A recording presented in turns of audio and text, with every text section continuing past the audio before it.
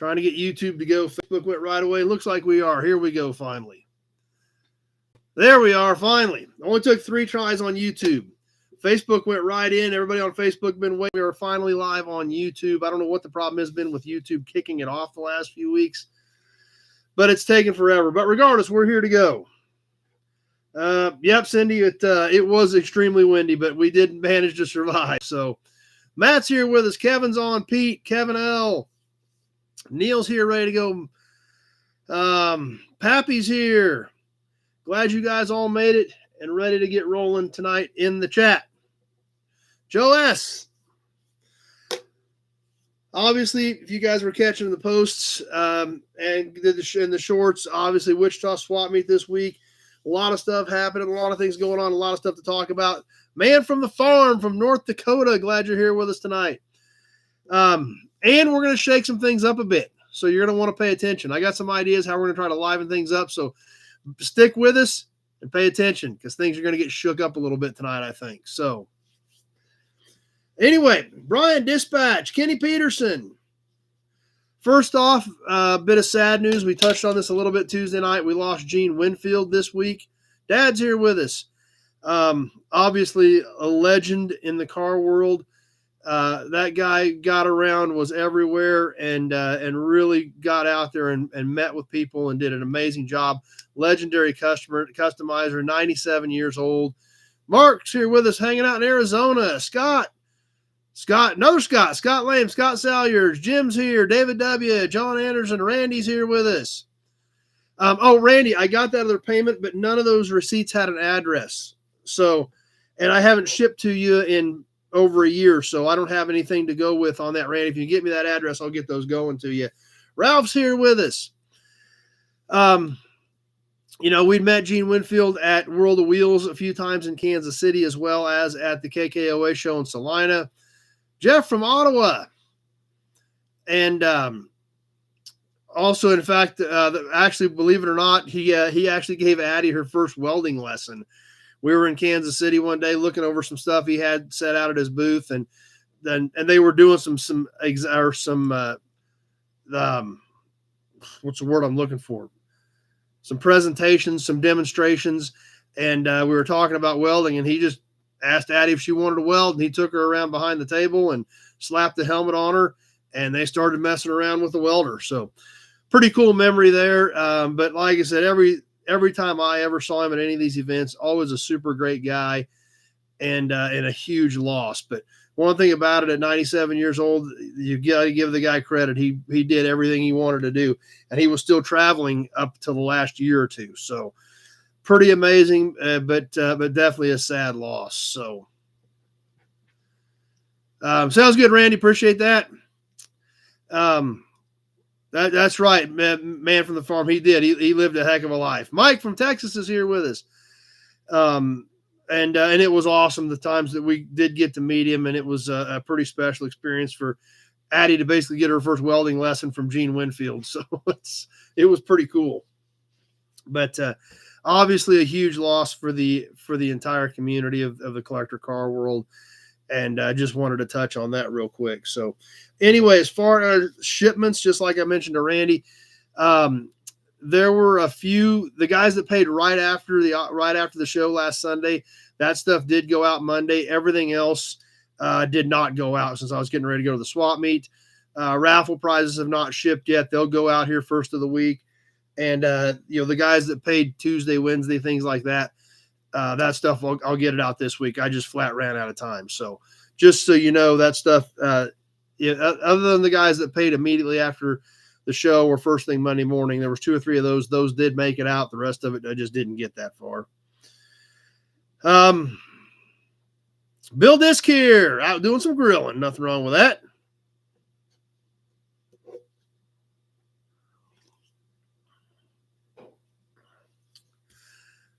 And since we've got Bill Disc here, that brings up something else I wanted to talk about. Membership groups.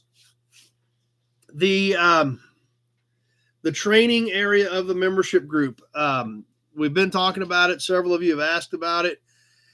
And so Bill Disc is ready to go, and Pete Winters are both ready to go with that training group. It will be live and interactive. Well, depending on how many we've got, we'll probably be every other week to start with. If we get several guys on it, we'll have to increase the volume. But we're going to talk about everything about what I do: buying inventory, storing, cleaning, marketing, packaging, shipping, all that different types of stuff. We're going to get into all those different aspects of what I do in that group. It is a members only group. You do have to sign up for the membership. And it does cost, obviously, but if you're doing a few things and selling a few parts here and there, it shouldn't cost you anything. It should make you a few bucks. That group is ready to go. Pete and Bill are in and ready to go. If you want to get in on the intro of that, now you can join it at any time. But if we talk about shipping one night before you get on and you have questions, all you can do is watch the old video and then try to ask those questions later on. If you want to get in from the beginning on the chats, now's the time to get with me and try to see what time slot is going to work best for you guys, so we can start scheduling those live videos talking about what I do, hopefully helping you guys make a few bucks, or hopefully help you guys at least not lose money if you're out looking for something to buy. So that training group that we've been talking about, I did it because several of you asked about it. There's 3 or 4 other guys that have expressed interest in it besides Bill and Pete. Bill and Pete are both made the commitment to get started. So if you want to get in on that, get with me or send Pete an email, and let's get that thing up and rolling. So that was kind of built after we discussed it, and several of you guys expressed interest. That's why we built that out. So that is ready to go, and this is just kind of a fair warning that we're getting ready to start it. If you want to get involved, now's the time to get involved and get in on that group.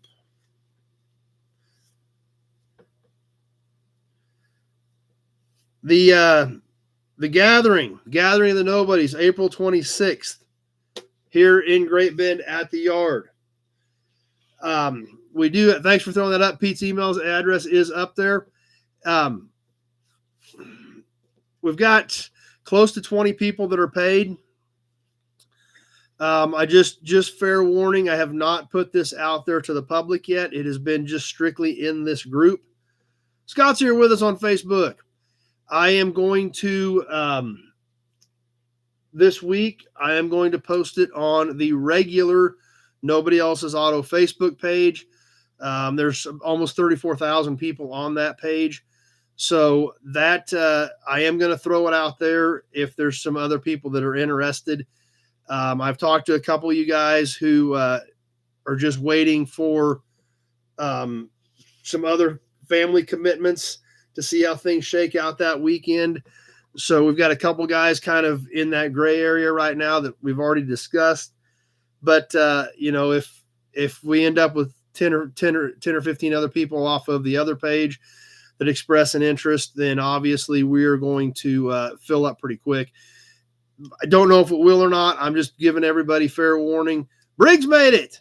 That I am going to throw it out there to the public to see if there is anybody else interested in participating and becoming part of the group on through the April 26th gathering of the Nobody. So just keep that in mind. So if it's something you're thinking about doing, want to get involved with, now's the time to make sure you're on the list so that we get a slot for you. So before I throw it out there, I just wanted to let everybody know that's kind of what I was thinking.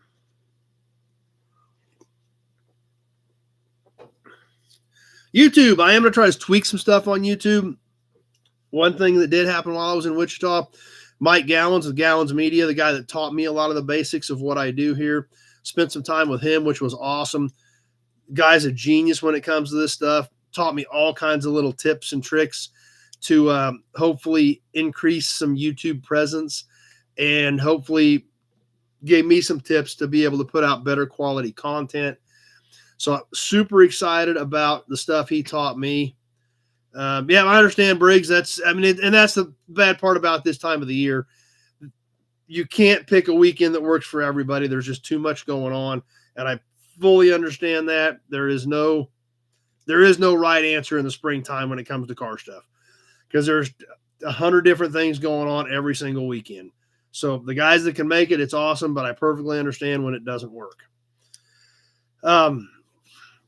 So excited to start playing with some of that stuff as far as YouTube goes and seeing what I can figure out. Like I said, every time I talk to Gallons, it's super exciting because this dude read a book on Google that was like this, like read the Google book. It's like, so it's super exciting when I get a chance to talk to him for a little bit, because him and I don't see him that often. I got it. It was here when I got back, Kevin. So I do have it actually. No, it's up here. I thought it was laying right there, but that was the other Kevin's last check. There it is. Yep, we got her. It was here when I got back, Kevin. So it's here. We're good. Not a problem. So I'll get on that as well. So super excited to see what we can make happen with YouTube, with more information, more knowledge. And like I said, I always get excited when I talk to that guy. One thing real quick before we get into the swap meet, going back to memberships real quick. I got something today. It took a little longer than I thought, but weather affected the guy that does these for me because couldn't get out in the garage when it was so cold and nasty. Finally got things rolling. But the inaugural members, the guys that signed up as soon as we kicked the membership groups off, I told everybody if you signed up by the first week of January, we were going to have something special for you. The first batch of members in the new Nobody Show membership group, and I finally got them today. So you guys that were in that first batch that signed up I think I kicked the membership groups off mid-December, and I said, anybody that signed up by like the first week of January has one of these coming to you. So if you guys have pickup boxes, they're already out there with your auction stuff, or I will start getting them worked in with your other shipments. So these were, like I said, if you signed up by the first week of January, that's who I ordered a run of these for that group. So I know some of you guys have been asking about them. I finally got them. Our good friend Tom Board, TB Signs and Designs, hooked us up with these, and obviously does some really cool work and really neat stuff. So finally got them. I'm not sure, Briggs. Honestly, I'm really not sure because I haven't looked at this stuff in a week. I can look back at last week real quick, but obviously, I'm going to get into a lot of that stuff. I don't see anything from the last couple of weeks, but I've got to get, I got to dig into some of that since I was gone. I left Thursday morning, but Tuesday and Wednesday were pretty much a dead thrash trying to get stuff ready to go. There's John. Saw John this weekend. And, so I don't think you do, but I'm going to be spending some time going through that auction stuff here this coming week. So, because I got to get the raffle prizes out. I got the guys that paid later last week, and I bet I'm going out on a limb here that some of you guys might be planning on buying some auction stuff tonight, maybe, possibly. Unless everybody decided they don't want auction stuff because nobody likes license plates or cool stuff anymore. You guys tell me, because we're going to shake that stuff up a bit if you guys still want to do it. I think you are, but like I said, I won't know until I really start digging through some of this stuff here this week. But not a big deal. We'll figure it out one way or the other. But auction stuff, while we're on auction stuff, and then we'll get into the swap meet real quick. Okay, Kevin, I've got it in a box with your name on it. So I'll just fill your stuff up with whatever you got in there, Kevin. That'll work good for me. So, and like I've told you guys before, you guys that pick up or buy pretty consistently, I keep boxes specifically set with your names on them. And if you're pickup, then I know it goes in there. Or if I'm shipping to you, once you get 2 or 3 things in there, I box it up and get it out of here. So, Andy, the Rusty Okie made it. So anyway. Auctions. I want to talk about auctions a minute, real quick. Joe's here with us on Facebook. I want to do them differently. And I want to see what you guys think. I want to shake things up. I want to keep things moving. I want to have fun. And that's the whole purpose of having fun. So what I want to do is, obviously, when we do auctions, speaking of, we haven't even got these out yet. I forgot. You guys are slipping on me. X-Ray Dean's here. When we do auctions, we hold up an item. We talk about the item. We point out any damage on the item. We talk about that particular vehicle. We'll give you some dimensions on it. Bill was getting thirsty. That's what I figured. Then, after we get done with the description, as you guys all know, we will put it on a timer. We will go 90 seconds on my phone. I will give you a 30-second marker. I will give you a 60-second marker. And at the end of 90 seconds, whatever high bid I see on either screen, I will call out as the winner based on what I see. Balin Wire made it.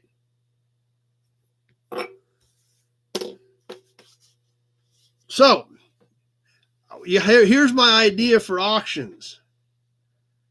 Oh, yeah, Scott, we're the 1913 magazine. I got a different magazine out for tonight, but the 1913 magazine, here's Kevin's business card. Here's what we've done. Here's what we haven't done in the 1913 magazine.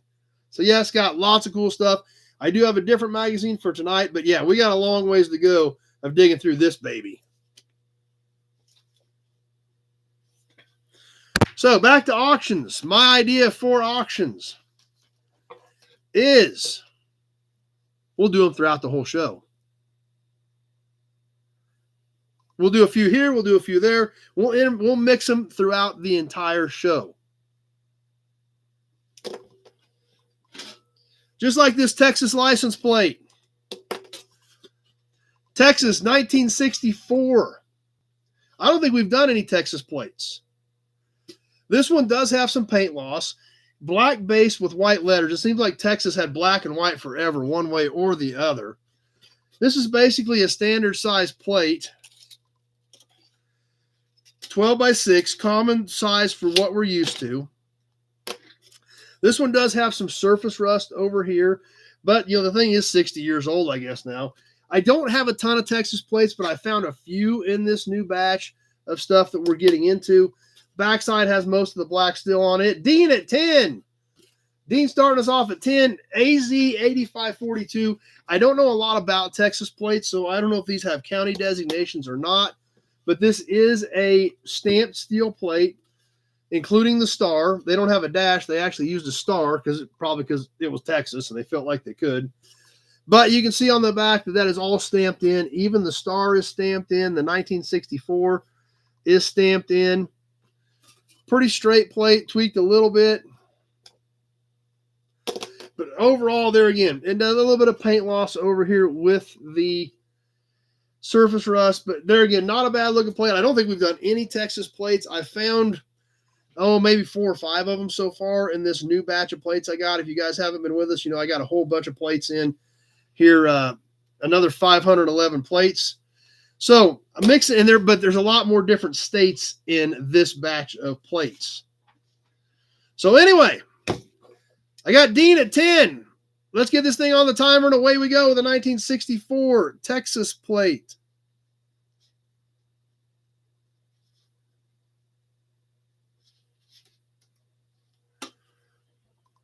And we're live. Let's go. Dean at 10. We'll just keep mixing stuff up. I want to know what you guys think. There were a lot of good comments as we were talking about it. And I think it'll be fun. 30 seconds gone. 60 seconds left to go. Dean at 10. And we'll see what happens.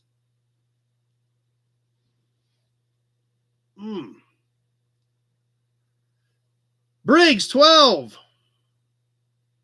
Pappy, 12. I had Briggs first at 12. Scott's in Texas, and he said everything was all black up until around 70, and they didn't say counties on them. 1 minute gone, 30 seconds left to go. Briggs at 12.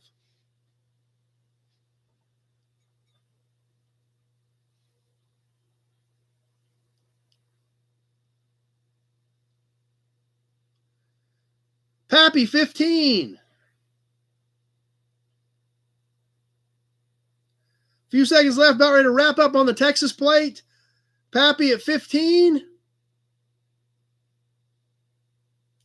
Dean at 16, and that does it. X-Ray Dean snuck in there just a second later.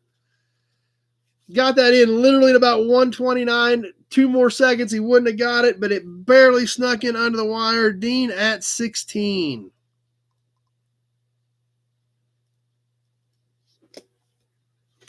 Leo's back. Glad you're here, Leo. So we'll just keep mixing stuff in throughout the night. Like, what are you doing over there, cat? Hey, chunky butt. But anyway, sounds like everybody likes the idea, so we'll do that throughout tonight. We'll grab something here and there and throw it in. See what you guys think. Let's have a Hudson badge in honor of that. Bill Disc likes the idea. Glad that, like I said, I think it'll be a lot more fun. It'll be a lot more spontaneous. And we'll just, boom, throw something up and sell it. Don't know what, don't know when. I don't even know. I just got a bunch of stuff laying here. I'll just grab something throughout the night. We'll throw it up there. We'll see what happens. We're marking that first plate to X-Ray Dean at 16. Oh, Pappy, by the way, I did get your box. So I appreciate that. Thank you very much. I have not opened it. I didn't know. Did you say that was for a Toy Tuesday or if that was just for me? So I just didn't remember, but it was here when I got back from the swap meet, Pappy. So I appreciate that. Thanks, Jim. Hit the thumbs up. Appreciate that. And now on to the Wichita swap meet. Did okay. I didn't sell a ton of stuff, but I usually don't sell a ton of stuff. I primarily go, obviously, because I get an opportunity to talk to a lot of people. Hopefully make some connections, hopefully get some phone calls here over the next week or two and sell some more stuff. There's Nate. Talked to Nate yesterday at the swap meet. And so hopefully, and I think I made a deal on 3 cars. What are you knuckleheads doing? Hold on. We got a problem. We got an issue. Gray Kitty, what is your issue? Huh? What's the problem, Gray Kitty? Just sit and you're fine.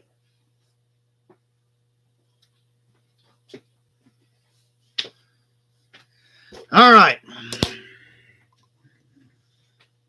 One of the other cats from the shop, who was a nice cat, it's not an issue, went and sat down by Gray Kitty, and Gray Kitty got a little bit of an attitude. So, Steve Reed here made it tonight. No, Gray Kitty didn't have a cramp. She had an attitude. Yes, you got an attitude, don't you, Gray Kitty? This other cat that went and sat down with her is a very calm, friendly cat. So, Gray Kitty just got a little snippy because somebody got in her area. So, anyway. Talked to a guy on some cars who said he's going to be bringing them up here in the next couple weeks. So hopefully that deal comes together. But like we've talked about, the great part about it is seeing your friends, seeing the guys that you only see on the at swap meets.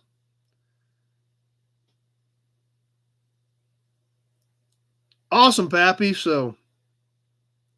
Okay, if it's just for that and you don't want to do it on a Toy Tuesday, that's not a problem. I just wanted to double check because I wanted to make sure I did it however you wanted to do it. So that's I'll go ahead. I'll go ahead and open it up here after a while. I wanted to open it. I just didn't want to open it if you didn't want me to. So, but I do appreciate it, and I do thank I definitely thank you for that, and thank you for thinking of me and what we do here. So I do appreciate that, Pappy. That's very kind.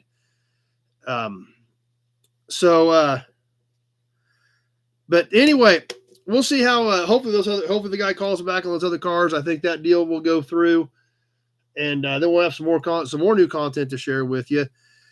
Rico and Jess were there, got to hang out with them. I did shoot some content, not a ton.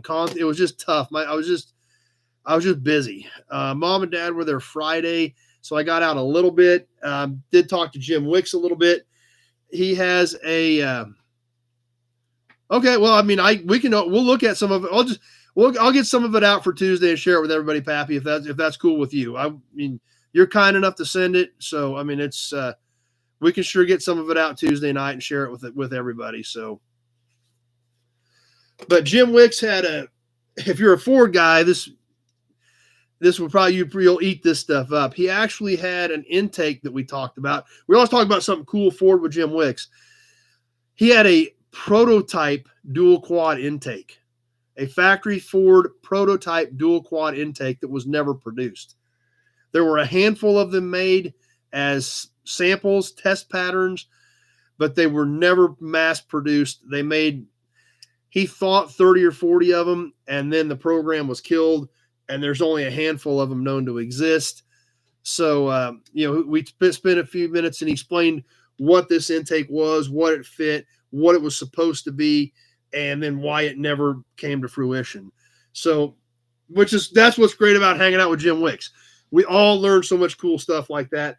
My good buddy Keith Goolsby, Champion Auto Lifts, which is where I obviously got my Champion Auto Lift, was there.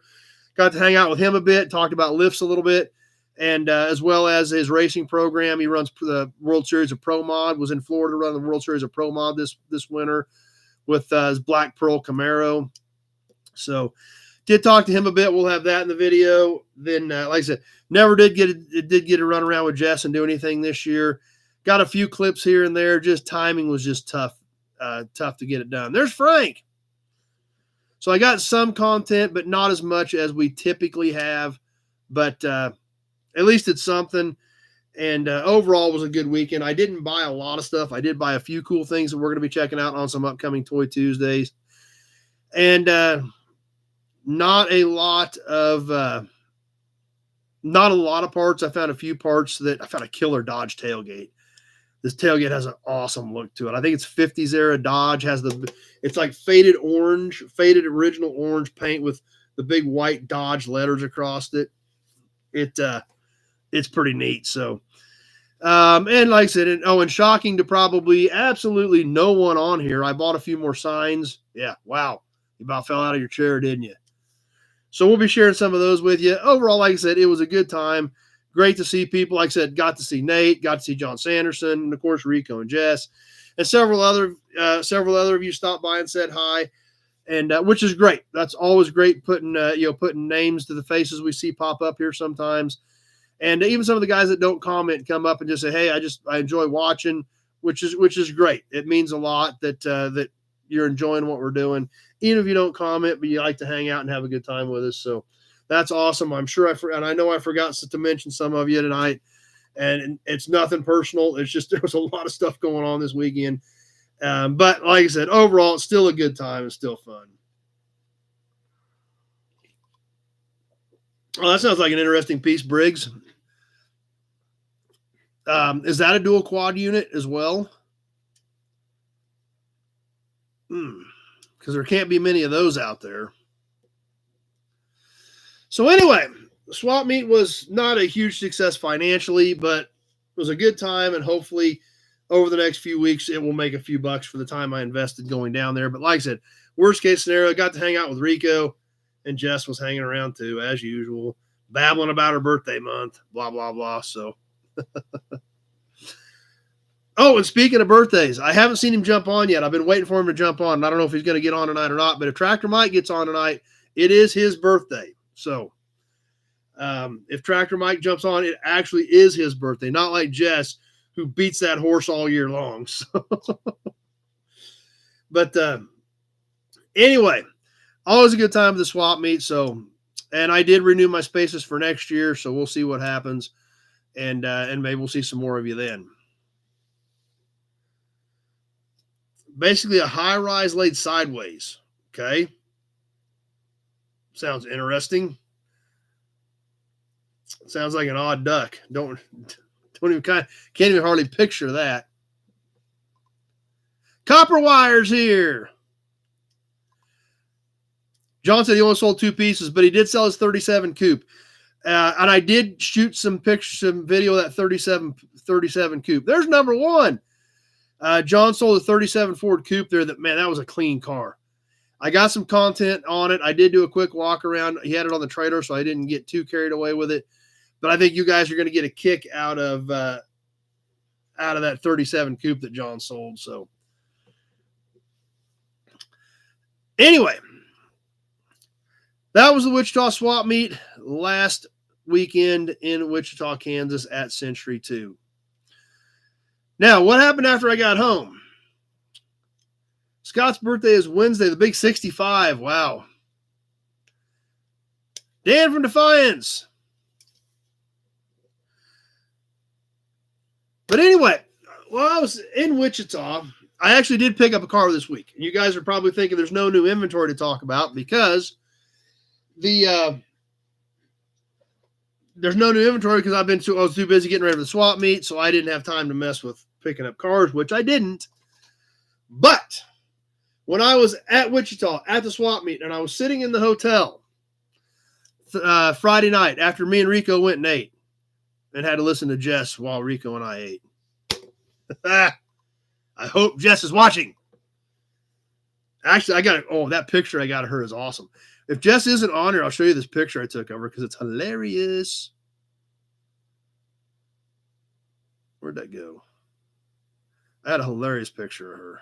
Yeah, there we go. Ha! If Jess is on here, I want to embarrass her because I got a good picture of her. 64 Falcon Ranchero to the Horde. Nothing wrong with that. I do not have any Rancheros, but I do have a 64 two-door hardtop, 65 two-door hardtop, a 65 four-door, and two 64 Comets, one two-door and one four-door.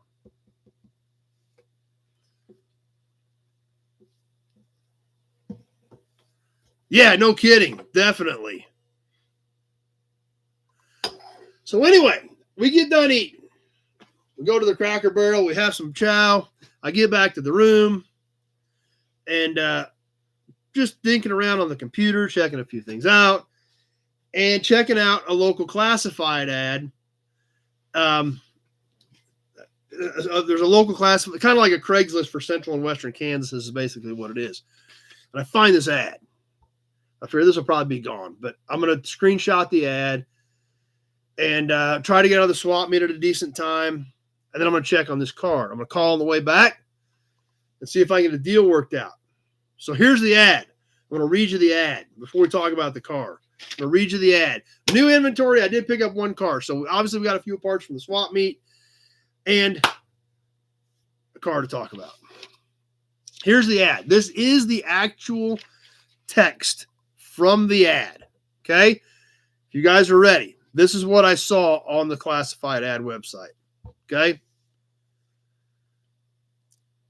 This bitchin' ride was pulled out of barn storage last October after sitting for years. Sounds intriguing, right? The body's pretty straight.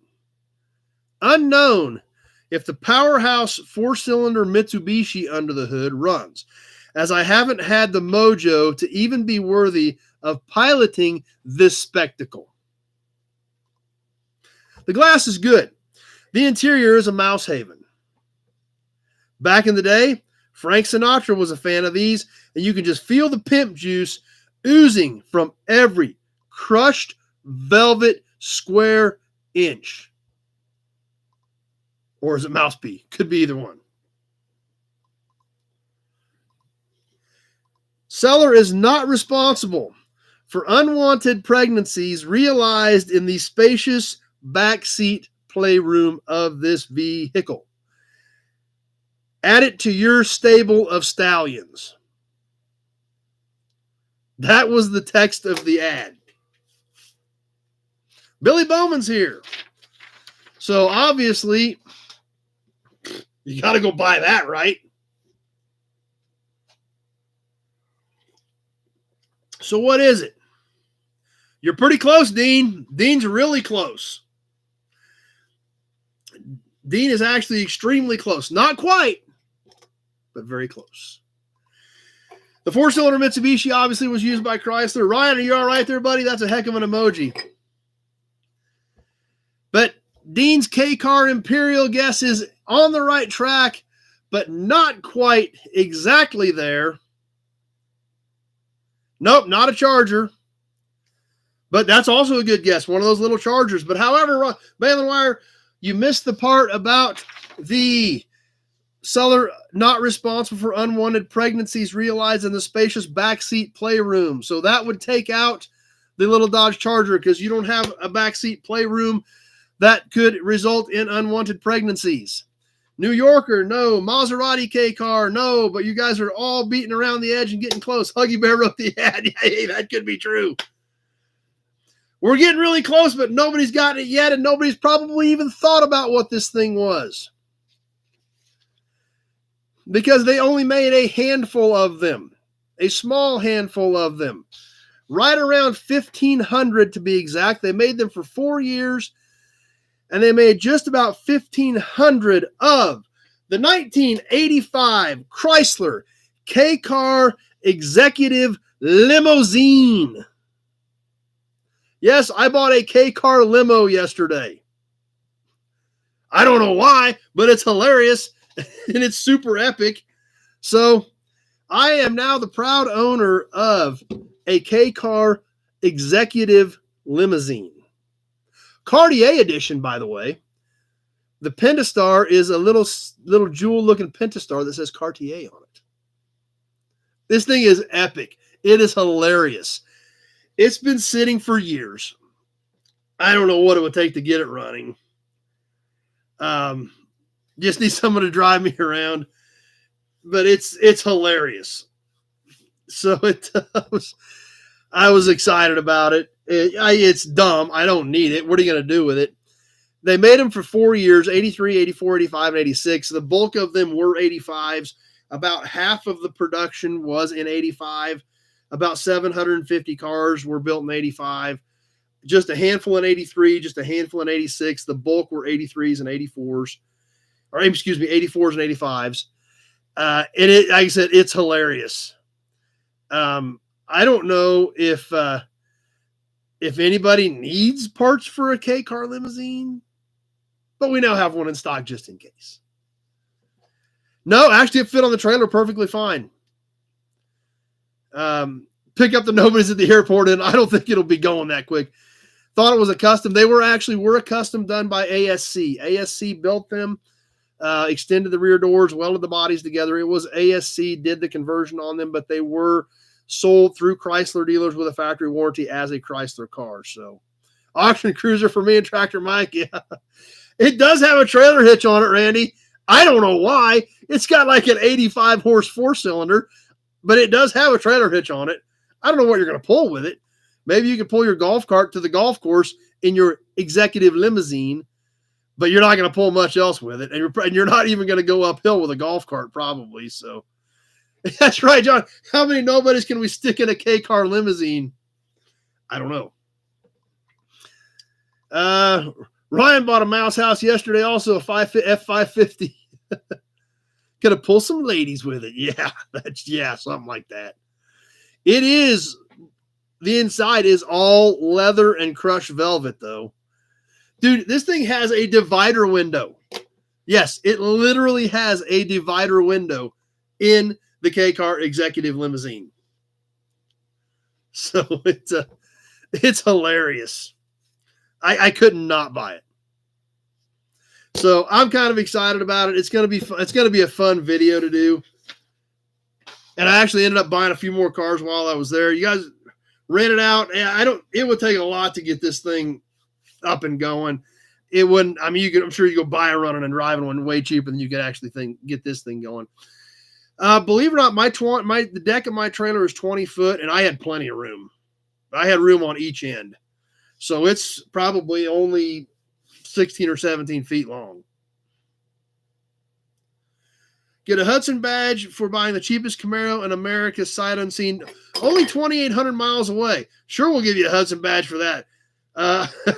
Not sure what you're getting into on that deal, Copper Wire, but sounds crazy. Can't wait for the video. Yeah, it's going to be a fun video. I need to do a little more research on them. I did shoot some clips, exactly where I found it, even though it's been out of the barn for 6 months. I shot some clips when I first walked up to it, and and checked it out. It's this thing has jump seats in it. I mean, it's got, divider window jump seats, rear stereo, rear air. It's hilarious. It's absolutely hilarious.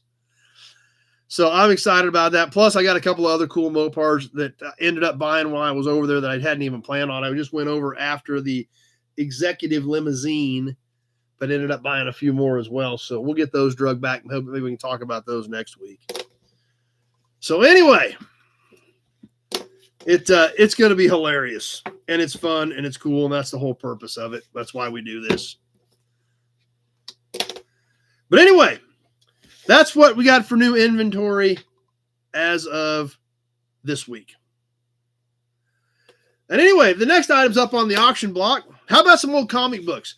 We've done some of these in the past, but it's been a really long time. I don't know what year these things are, but these are super, super old.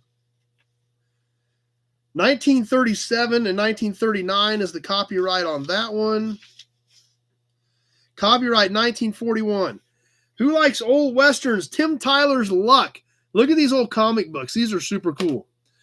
Making the trip to Washington next week and driving the Camaro home. That'll be fun. Balin wire and copper wire.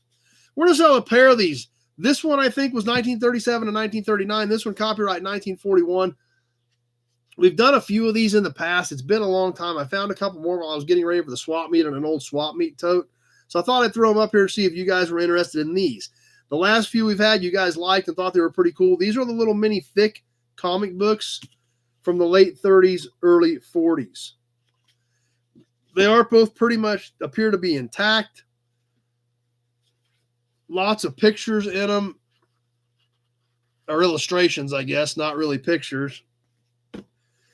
Tim Tyler's Luck and the Plot of the Exiled King. Sounds interesting.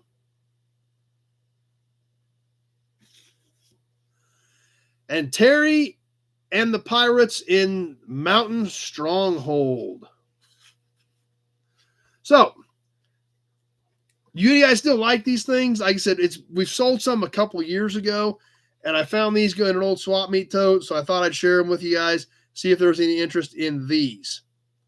And we all make decisions like that, copper wire. They're not always the best decisions, but all of us make decisions like that where we think you got to have it. So anyway, X-Ray Dean at 8 on the pair. I'm going to show you the pair of them. You get them both. Dean at 8 on the little comic books. Let's go ahead and get this one on the timer.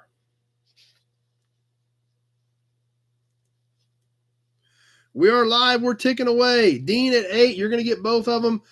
This one, 1939. This one, 1941.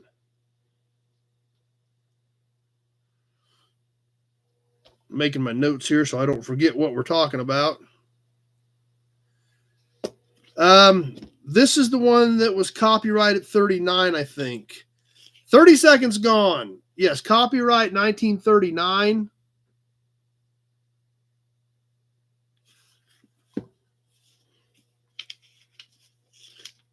Copyright 1941. Coming on that 1 minute mark. Dean at 8. Going to sneak these out of here for 8. 4.5 by 3 3/4. Yeah, that's probably why you don't remember them. Dean at 8. Coming up on the 1 minute mark. 1 minute gone. 30 seconds left to go.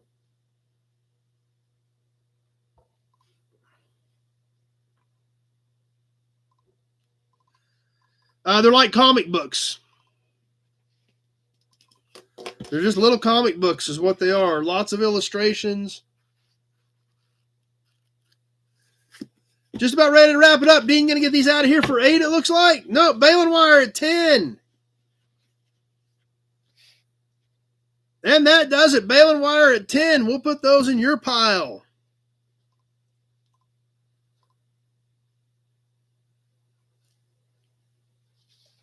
Dean came back at 11, just a little bit too late. Balin wire snuck that in at the end. Dean didn't have time to come back.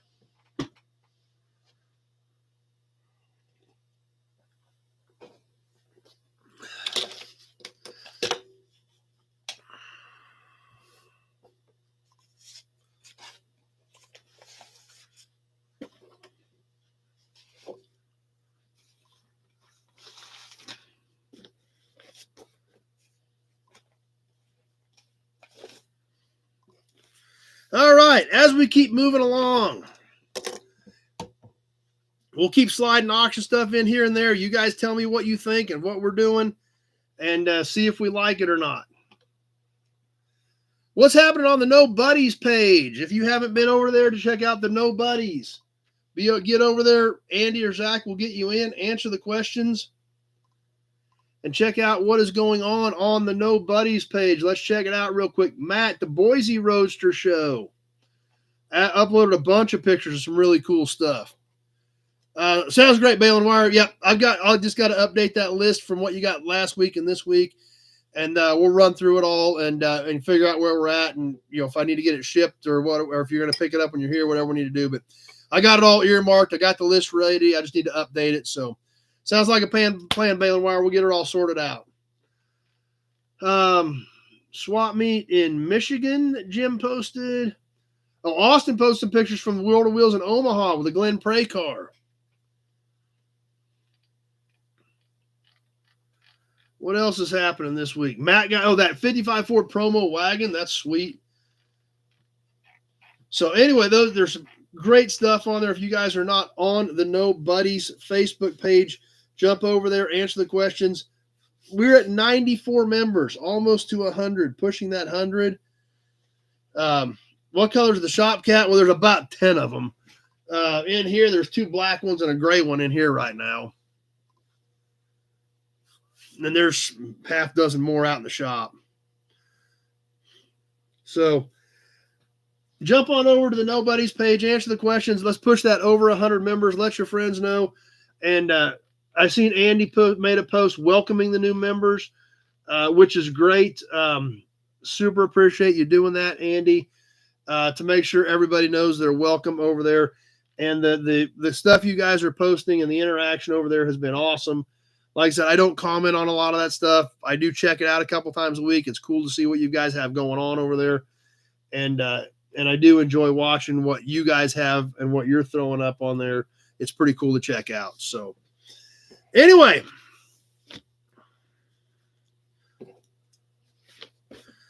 let's go back into an old Hemmings. 81 Monte Carlo promo worth brown. I'd say probably 30 or 40 bucks. Obviously not the best color, but Monte Carlos are getting pretty popular. So 30 to 50 probably if it's clean. Gauge cluster for 95 F350 with attack. I don't have anything I know would be any good for sure. I've got a few of those 95, 96, 97 work trucks, but they've been parked for 15 years. So who knows if anything that would be any good. If I've got one, it would just be a core. Hemmings going back to March of 1980. Awesome copper wire. So Andy will get you in there and get you in the group as well. That way you can keep us up to date with your Camaro run next week. So what do we want to price in Hemmings from 1980? What do we want to check out in here in the classified classified ad section? Let's flip to something here. Eric made it tonight.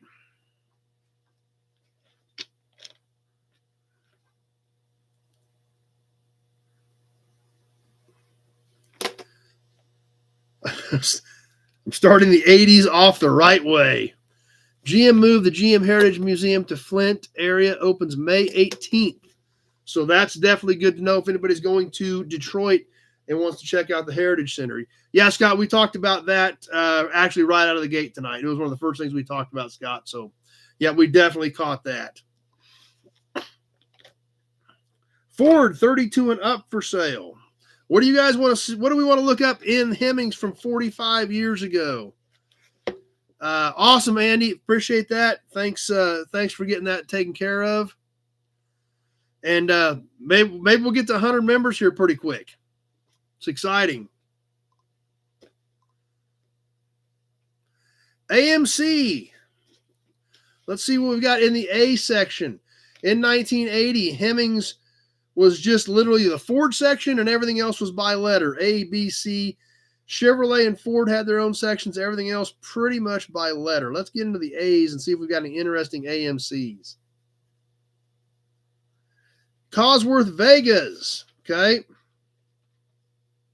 A cars. What do we got for A cars? Chrysler Executive Limo. Well, they hadn't made them yet, so.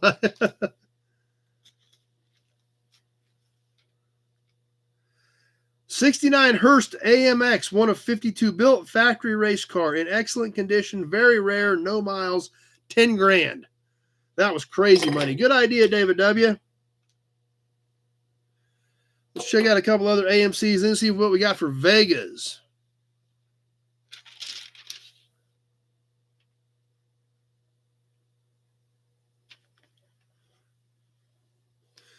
Some more AMXs. And you got to remember, AMCs, those were still essentially just used cars at that point. 65 Ambassador two-door, automatic, power steering, power brakes, one owner, good condition, $600.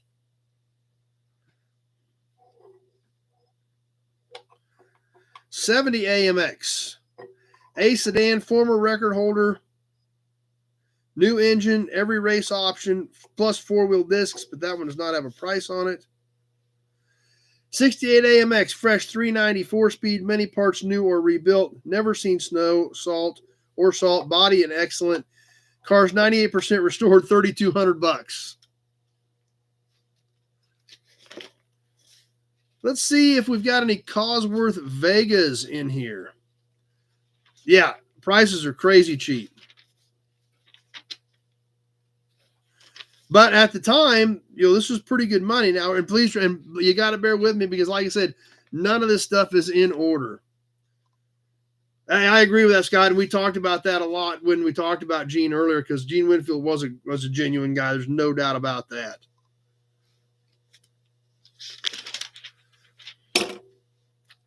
Scanning for Vegas real quick, then we'll check out a few Hudsons.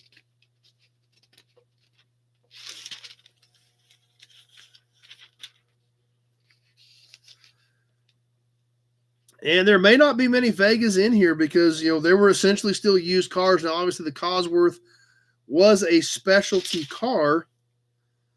So there's a possibility of some of them being in here. But for the most part, those were on used car lots at that point.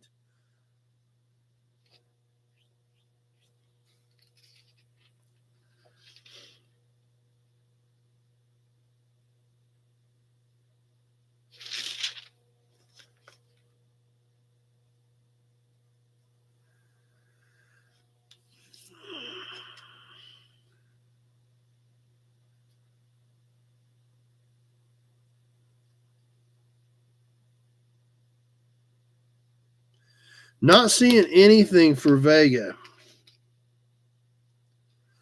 So let's go to the H section.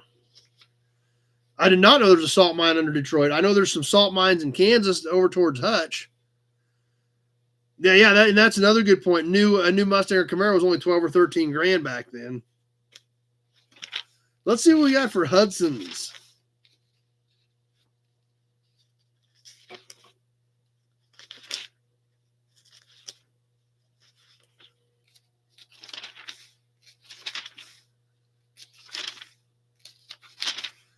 This thing was mostly Ford at that time overall. H cars. What do we got for Hudsons? Any interesting Hudsons? 51 Hudson Coupe, rough but restorable, mostly there, $450. 1953 Hornet sedan, Hydromatic, not running, spare race block, restorable, $275.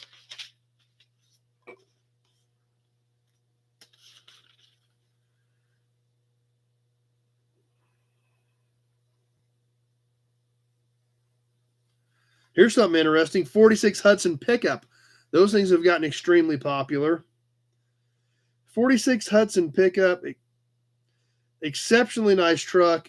California body. Professionally installed power steering, power brakes, an Oldsmobile engine with Hydromatic. Drive anywhere, $24.75.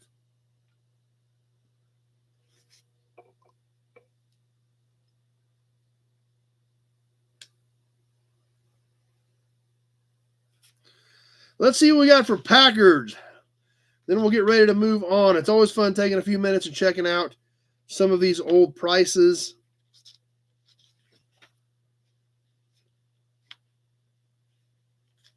P cars for sale.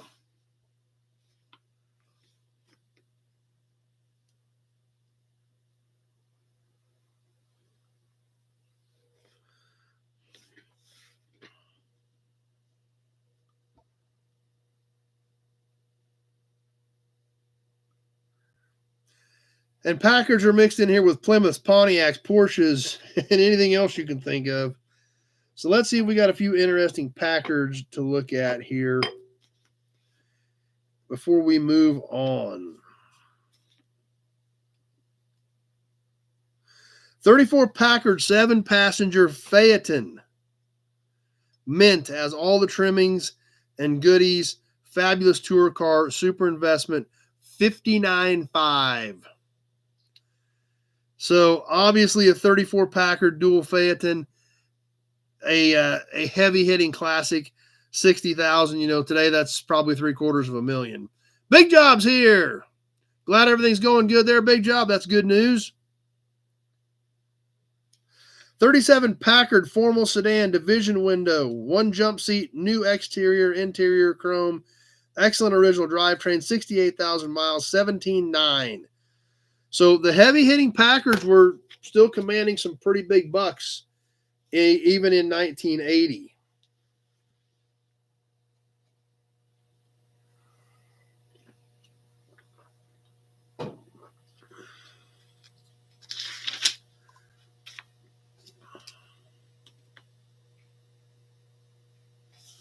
Here's a couple of interesting ones real quick, and then we'll move on. 1924 Packard, 4-passenger Phaeton, 8-cylinder, engine overhauled, runs perfect, needs top. Colorado car ready to restore, accepting offers over $27,000. $27,000 for a project car in 1980.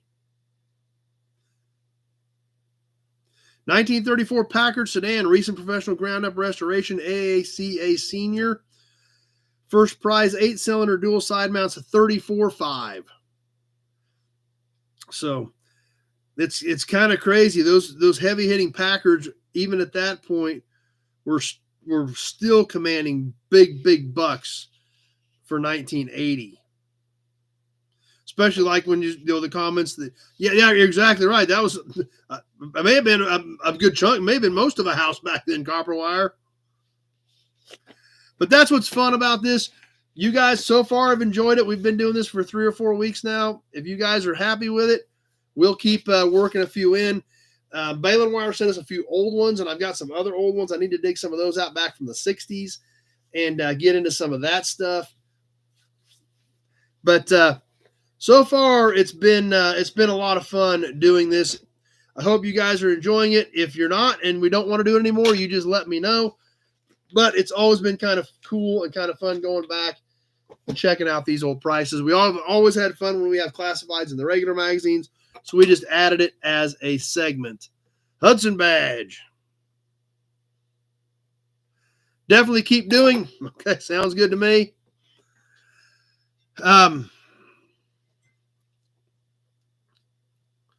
I may have stopped doing Hemmings ads by then in literature. Oh, okay. Man from the Farm's digging them. So Brian Dispatch loves them. It's fun. Like I said, I want to get a good mixture. You know, we've had some stuff here from the 80s. I want to get a handful of them, so we're kind of bouncing back and forth and doing some fun stuff with them.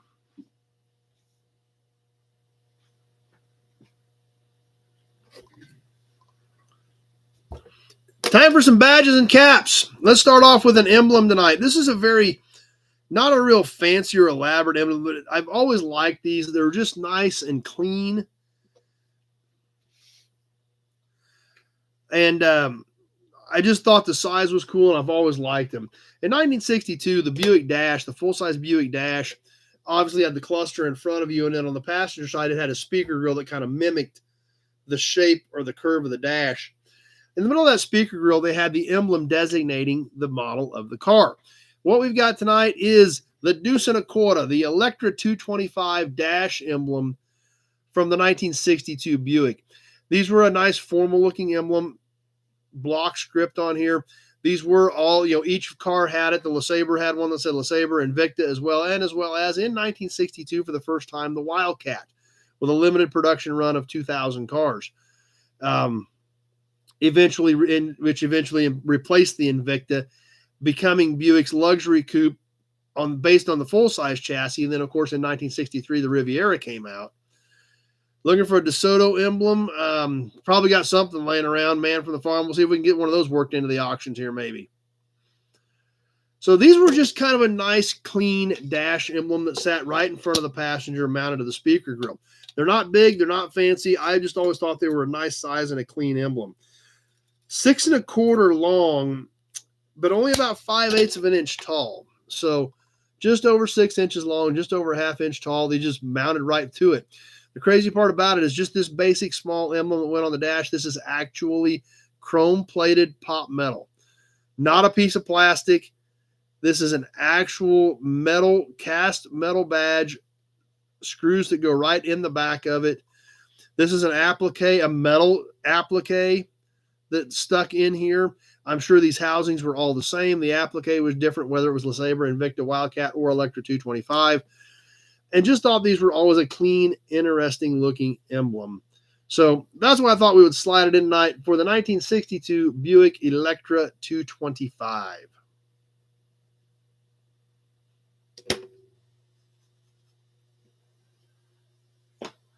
That means we got to do a cap, right? This is actually a cap I got at the swap meet. That's right, Jim. Those were big cars. There's no doubt about it. Picked up this cap just this weekend at the Wichita swap meet. This company was known for making fine cars. If you just ask them, it was part of their marketing campaign. In fact, it said it on the cars. It just said a fine car. They didn't make it real elaborate. They just said, we build a fine car. Very simple, very basic, and they were very basic. However, this company was probably even more known for small appliances, and what they were most commonly known for, radios, household radios, tabletop radios, cabinet radios. Yes, we're talking about our friends that made the tiny little Crosley cars. This cap kind of banged up, dings and dents, but obviously nice shiny chrome. Had the Crosley letter stamped in it. These had an arrow shooting through the Crosley letters. There goes the hearts. So apparently you guys are digging the Crosley cap. Arrow goes right through the Crosley letters. Lots of hearts. This does appear to be original red paint. It does have some fading to it. You can obviously see all the dings and dents and whammies in it. This is, like most of the caps from this era, a steel base with a chrome cap over the top of it. On this little Crosley cap, they made cars primarily in the late 40s and early 50s. They actually did not produce cars for a ton of years, but they were very cute, very unique little cars. They still don't demand a ton of money, but they are super unique and super cool, and you're probably going to have the only one at the next car show if you buy a Crosley. So I thought this was a pretty interesting little cap. No, they were not a fast car, that's for sure. If you were going uphill, you might have to get out, leave it in first gear, and you might have to get out and help push to make it up the hill. So, no, they were not a rocket ship by any means. This particular cap, only about 8.5 inches in diameter. But so it's a smaller cap. A lot of these are 9 to 10 inches. This is only 8.5. But Crosley was a pretty small car, so it didn't require very big wheels.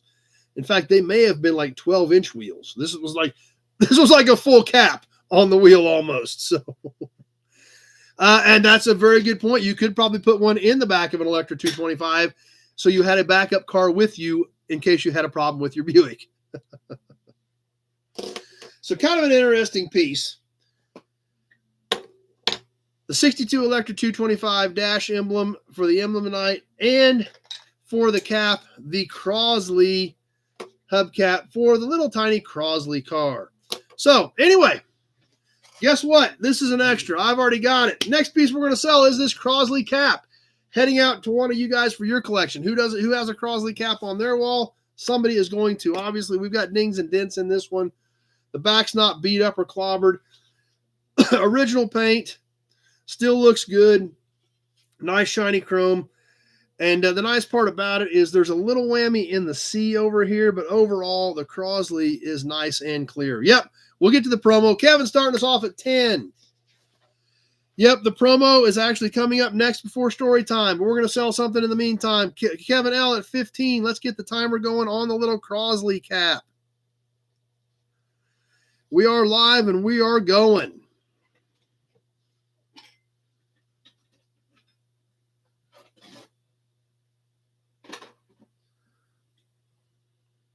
That's probably true. Big Java said a new old stock caps are probably more than the whole car sold for new.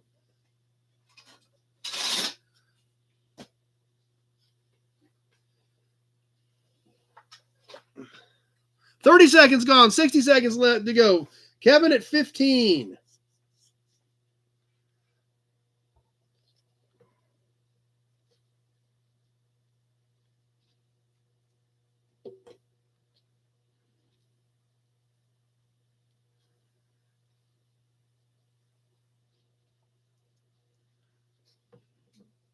Kevin L 15. And there's the 1 minute mark. 1 minute gone, 30 seconds left to go. Kevin L at 15 on the cute little Crosley cap. Kevin 18. That's right. Here goes the gunshots. Bill Disc 21. Few seconds left. Bill Disc at 21. We're coming out of the end. There may be another one in there, but it better come quick. Kevin 27. And that does it. Kevin Brown at 27. Kevin L had a 22, but Kevin Brown at 27.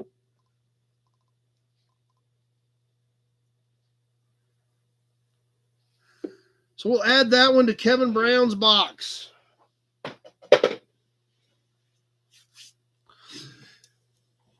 What the heck? Let's do a few more auction pieces before we go to the promo and story time.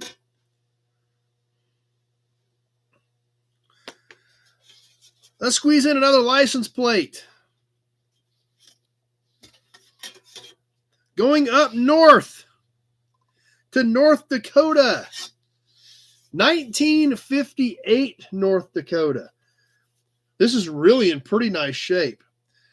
It appears as though it was kind of an off-white with green. We do show a little wear where it was screwed on. This is kind of unique. It had slots, so apparently these were designed to be used for a few years where you would put the new year over it. Yes, that was the colors back then.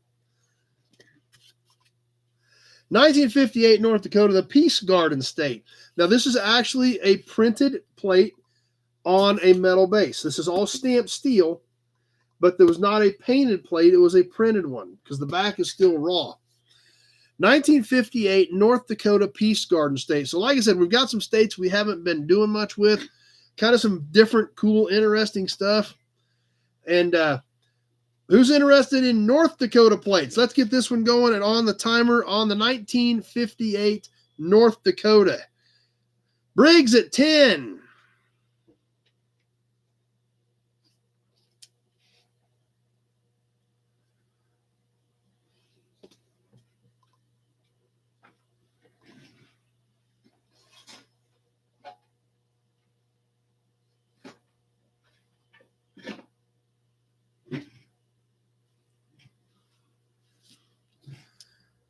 Coming up on the 30-second mark.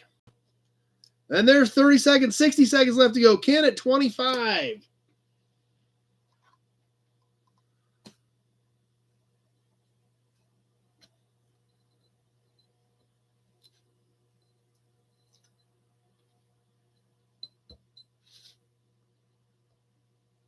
Come working our way towards that 1 minute mark.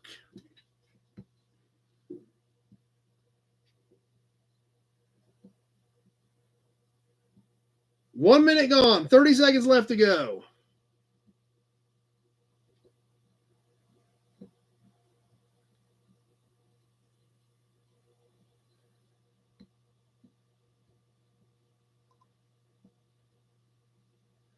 Ken at 25, man, knocked everybody else out. Let's see what happens. We're going to find out here in just a few seconds.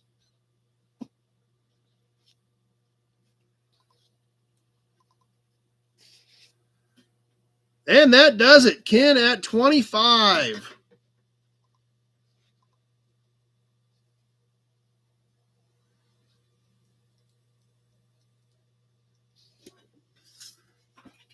Good looking plate. Did the metal tabs from 58 to 61 like that. Okay, thanks for that.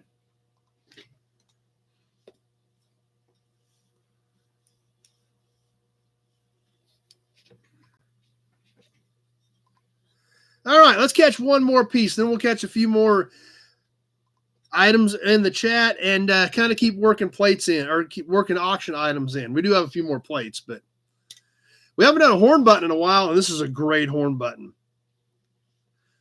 This is a beauty. I'm not even sure what it is. I think I might know what it is, but I'm not sure. Maybe you guys know. I don't know for sure, but I know it looks cool. It looks super cool. 499 plates to go. That's right, Gary. Out of that pile. Out of that pile. So, but we haven't done a horn button a little bit, and this thing is great. Like I said, I don't know for sure what it is. I thought it might have been Imperial, but I don't know. But check this thing out. It is a beauty. Look at that. Like I said, it kind of looks like Imperial. Brett's here with us. Where are you at tonight, Brett? And what do you got on? It has this kind of a bird-looking thing, kind of like an Imperial in this 3D cone-looking thing. These ridges in here are made to like taper down like a cone. Obviously got the gold eagle in there. The reflection off the silver with the coning in there. It's killer. Chrome plated housing. The chrome looks amazing. Gary at 20.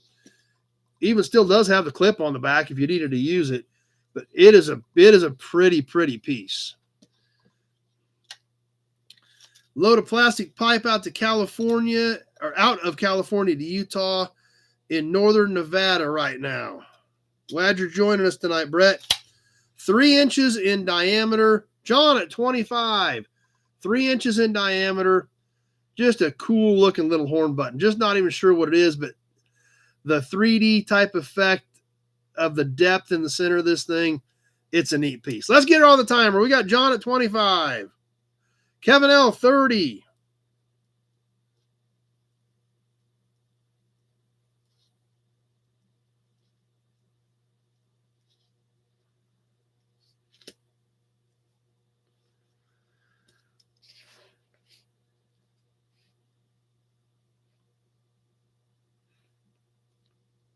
That's right, JP. That is some pretty shiny stuff. 30 seconds gone. 60 seconds left to go. Kevin L at 30.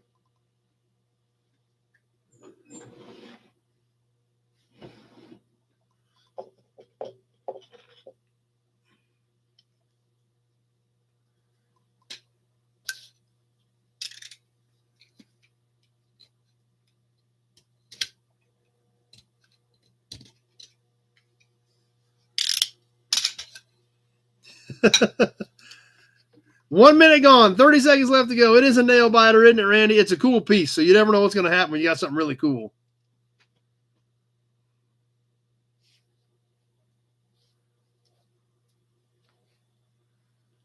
Well, one more after this or on to the promo? Just about ready to wrap it up. Kevin L at 30.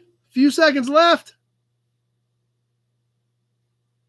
John Sanderson, 32, and that does it. John Sanderson snuck that in there at about 128. Kevin L came back at 40, but it was too late. John Sanderson at 32.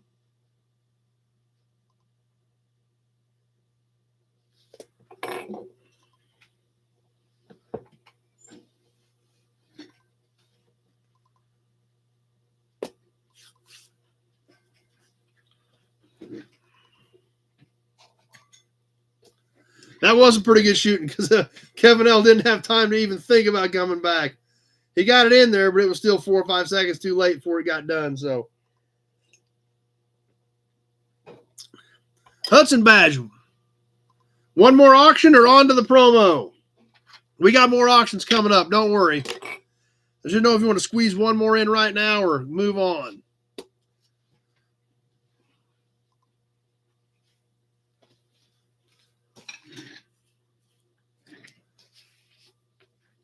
Let's catch the promo. More piece like more.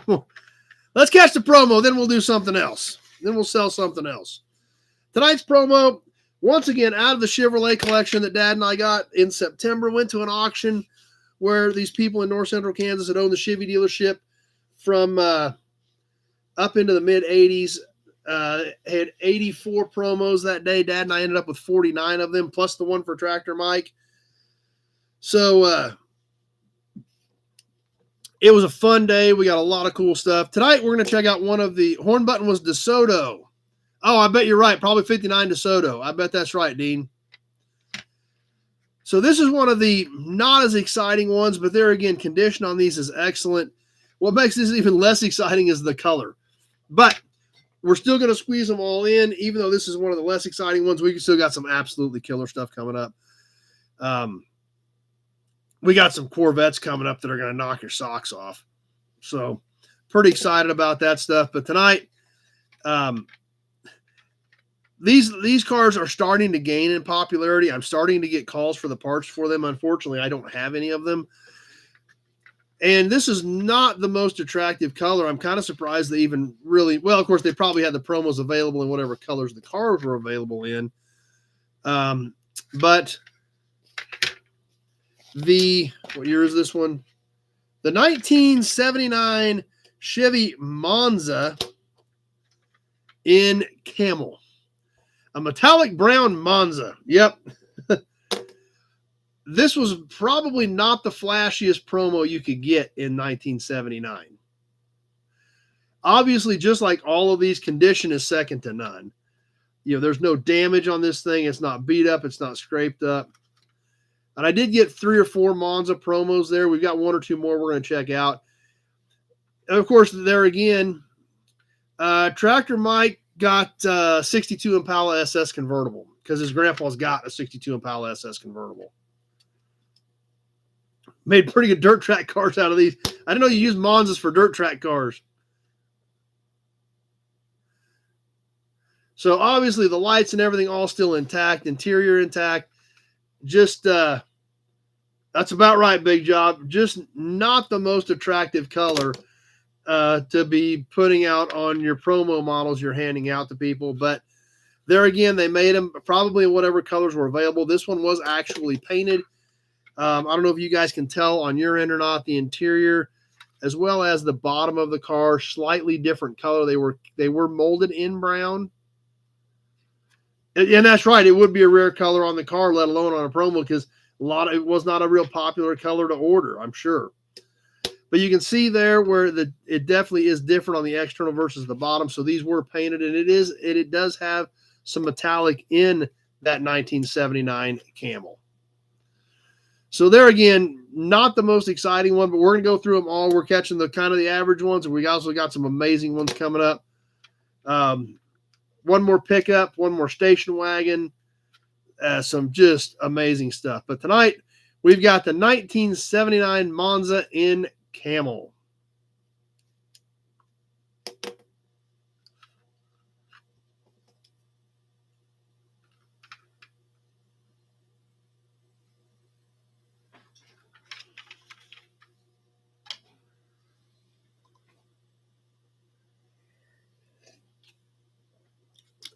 Oh, they had a 4-cylinder class in Colorado. I guess that would make sense. Yeah. And that's true. And that's right, Jeff, in that era, late 70s, early 80s, you think back, even to like house styles, and you're right. Earth tones were pretty big. I think back to what, our house looked like in the early 80s, and, and you're right. Earth tones were big.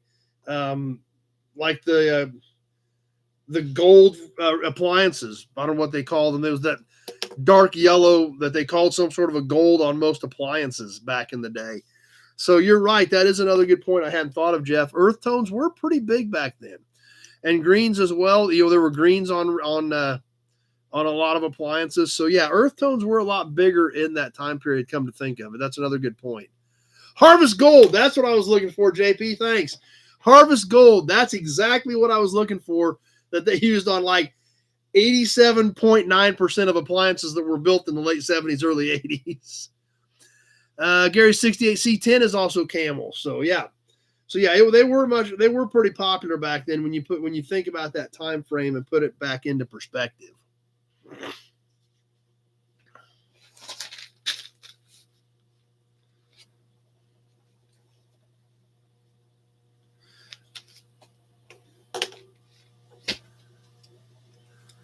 Jeff remembers actually seeing a lot of Monza coupes done in that color. So, yeah.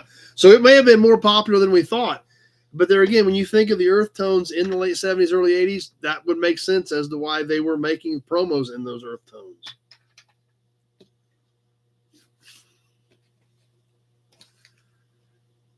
All right, what do we got next? Let's sell something else. Let's sell a couple things.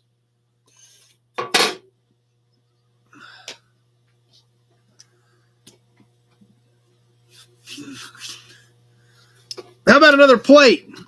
Also in 1958, also going up north. That's one reason I snagged this batch of plates, is there was a lot of states that we haven't seen before. Going up north to Minnesota, to 1958 and 1959. David likes the promo. Glad you guys enjoyed it. Even though it wasn't a fancy Corvette or pickup, we're still telling the whole story of the promos. 1958 Minnesota with the 1959 upgrade. This also, like our 1958 North Dakota we just did, a printed plate. The backside of it is regular metal, but it is stamped steel. Then it was printed. Looks like it was done in kind of an off-white, which has since yellowed some in here between the numbers. And blue. Tony's here with us. This one has been updated with the 1959 year plate. This was slotted on the end for the tag, the upgraded tag to slip in here, and then this one was bolted to it to make sure it stayed there. The 1959 tag, green background with yellow numbers. This is basically a 12 by 6 sized plate, typical size of what most of these are.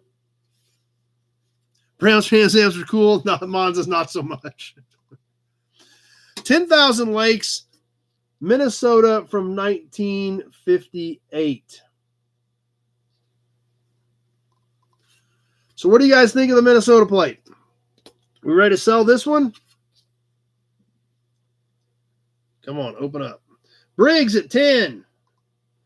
My phone locked up on me. Here we go. There we go. Pappy at 10. There we go. Now we're up and going. Pappy at 12, and we're on the timer.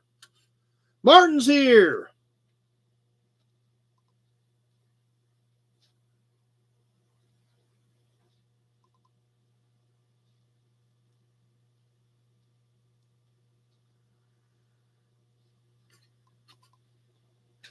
Ken at 20.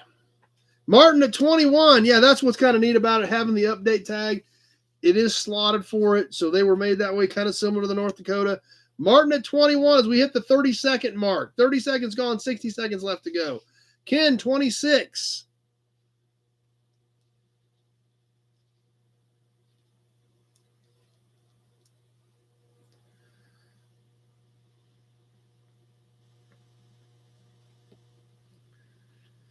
The tags, yes, this is all stamped. That's all stamped in there. And this little one, yes, that is embossed too. The 59 is stamped in there.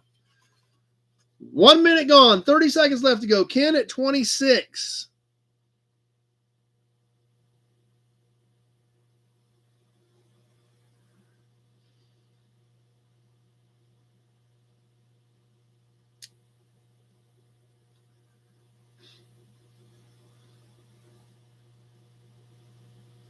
About ready to wind this one down. I've got Ken at 26 with a few seconds left to go.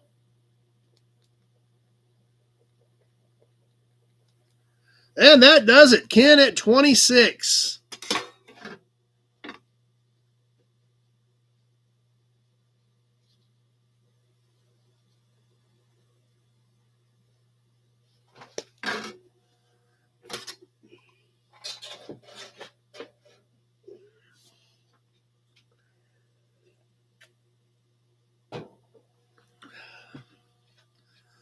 How about a hood ornament? We haven't done a hood ornament in a long time. This is a slick one. It's a fairly common one. They're not extremely rare, but condition on this one is great, and it looks cool.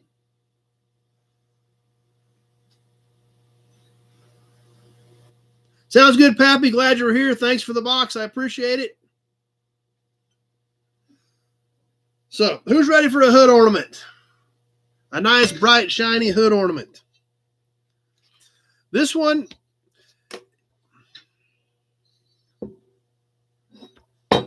North Dakota made plates at the state prison. Yeah, in fact, there are some, I don't remember what state it is. There's one or two plates in this batch that are stamped prison made. They're kind of cool. I don't remember what state it was, but who wants to add a hood ornament to their collection? Check this baby out. Pot metal, chrome plated. Look at that.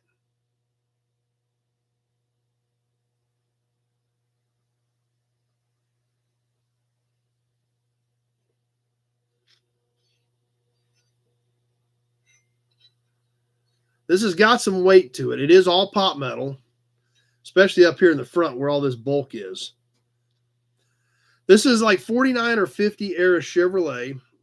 It was had studs on the bottom of it, just screwed it right to the top of the hood. No chips or breaks in it. It is notched in the back where it would slide into the, or made up with the molding down the center of the hood. A few scratches, few small pits, but no serious damage at all on this hood ornament. Good looking piece. Let me give you some dimensions on it. It's about 14 3/4 long, just under 15 inches tip to tail. It's not real tall. It's only about 2 inches tall here at the tallest point on this bullet type looking hood ornament. Yeah, the studs are both still there. In fact, this one still has a nut on it. It's a square nut, so it obviously wasn't the one that came on it when it was new, but there it is, the 1949, 1950 era Chevrolet hood ornament. So who's going to get us rolling on this one? The chrome on this thing is amazing.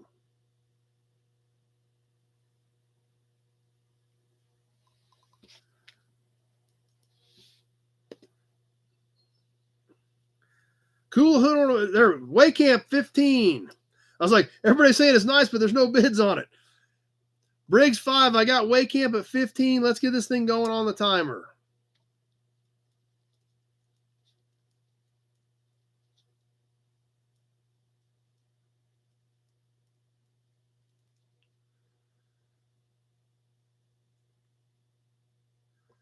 Waycamp at 15 on the Chevy hood ornament. Haven't done any hood ornaments in a while, so thought we'd throw this one in and see what you guys thought.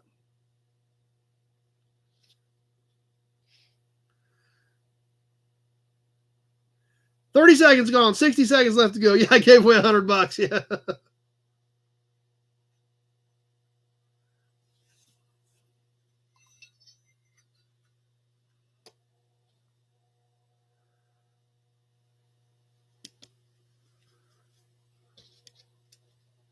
Coming up on the 1 minute mark.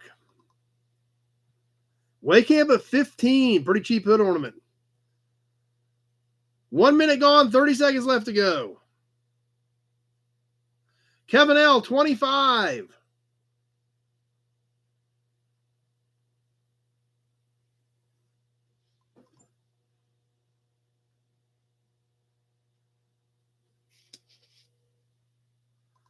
Just about ready to wind this one down. We got a few seconds left. Kevin L at 25.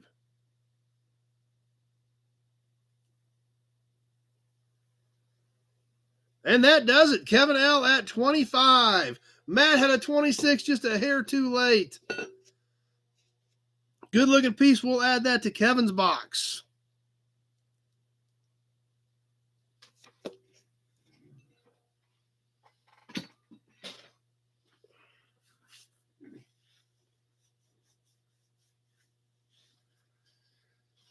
All right, who's ready for some story time?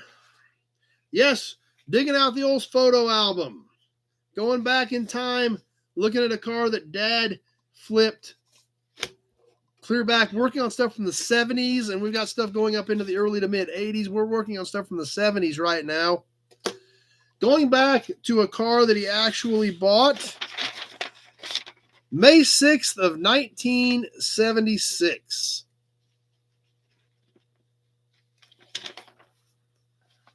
May 6th of 1976, Dad bought a 1969 Oldsmobile Cutlass. So let's see what we can find in the old photo album for a 1969 Oldsmobile Cutlass, then find out what Dad did on this particular car when he went through it.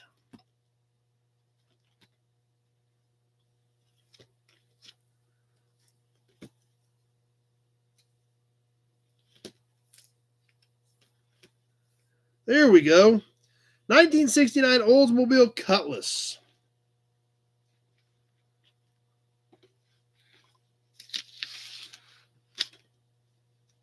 Whoa. Dropped the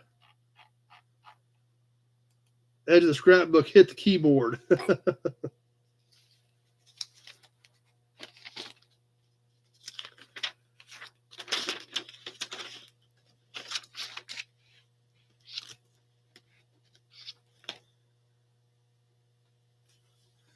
Make sure there's no other Cutlasses in here. Make sure we're on the same page. I think this is it. There's a 68 Cutlass. But this one is a 69, so it must be this one here.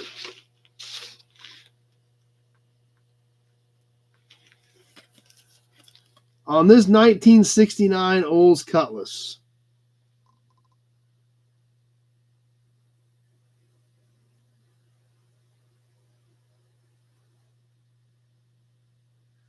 So this was basically a 7-year-old used car in May of 1976.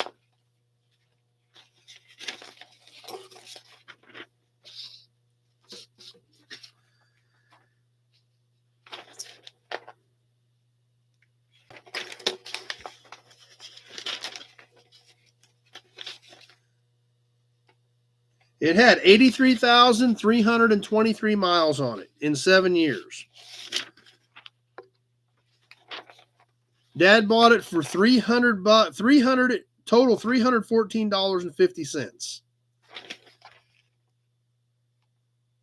He gave him a deposit of $250, and then it doesn't say when he gave him the rest of it, but that's all written down there. So total cost of the car, 7-year-old car. So basically we'd be talking like about a 2018 vehicle today.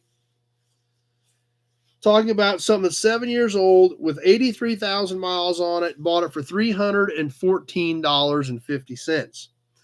Now, let's think about, now we're going to look at the work that he did to this car. Let's go through the tickets, this whole packet. Well, here's the actual deal when he bought it. So there's the $314 he paid for it.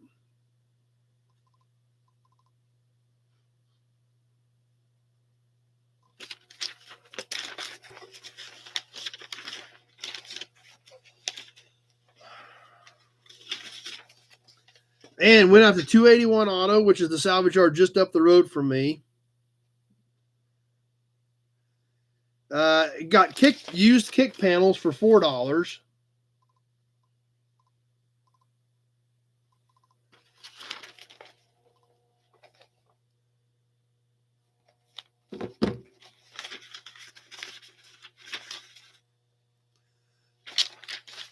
Several tickets from the dealership, an emblem for $2.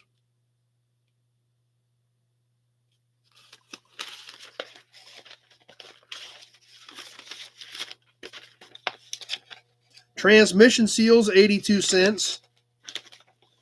Gaskets and seals, 88 cents. Gasket and modulator, $8.89. So obviously we're into the transmission. O-ring, 35 cents. Could you imagine going to $4 or $2 of real money? Exactly, Big Job. That's just what I was thinking.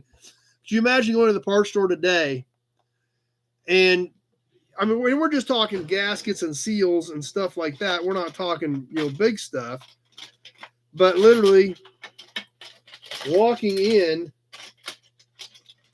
with change and buying parts just with change. Literally walking in and buying parts with change.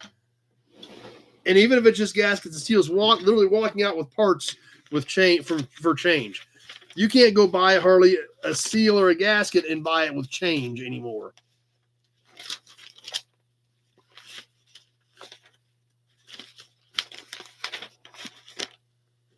Let's see. O-ring, 35 cents. Bearing, $12.20. That's right. That's a good point. You can't even buy a candy bar with change anymore. That's true. That doesn't even pay for the package anymore. That's exactly right, Leo.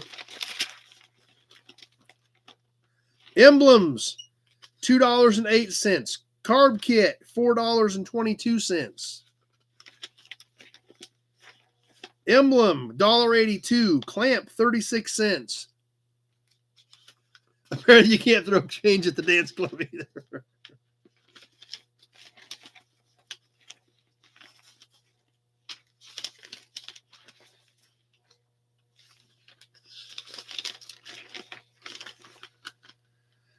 Vinyl top, $14.85 for the whole vinyl top. Pint of glue, $1.10. $16.43 for the vinyl top.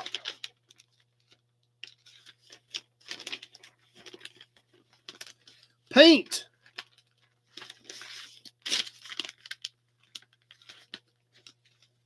one quart of Ditzler was $3.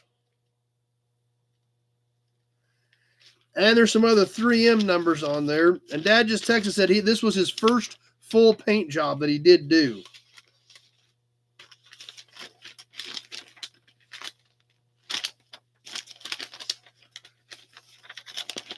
Gallon of thinner was $4.85. I think that was thinner.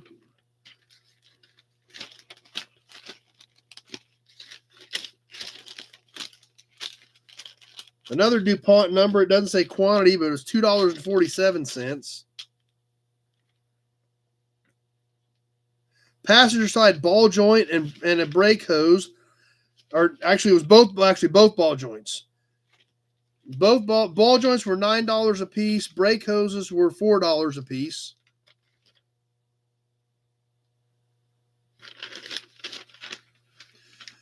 Two used tires, $11.33.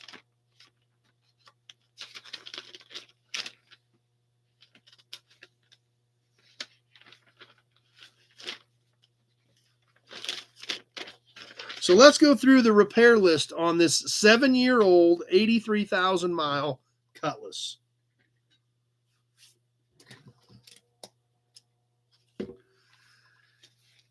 Replace transmission seals, R&R trans, and 10 quarts of fluid. So he's got the fluid, 60 cents a quart for transmission fluid. So remember, this car is 7 years old with 83,000 miles on it.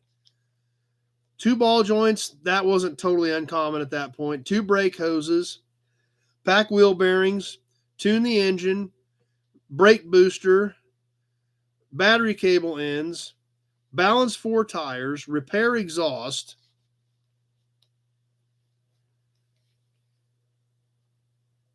vinyl top and glue, R&R thermostat housing, R&R oil sender, complete paint job, overhauled the carb, replaced an axle bearing, repaired the lights, windshield washer pump, 2 front tires, floor mats, valve cover gaskets, 2 tires, and a mirror. So on a 7-year-old car with 83,000 miles, rebuilt the front end, went into the transmission, had to do valve cover gaskets, overhaul the carb, tune it up, paint the whole car, put a new vinyl top on it. Think of doing that in today's world on a 2018 model car. Unheard of.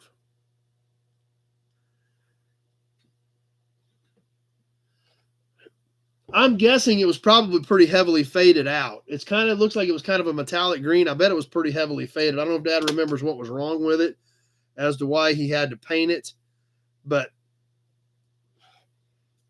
Does have it listed that he painted the whole car and put a vinyl top on it.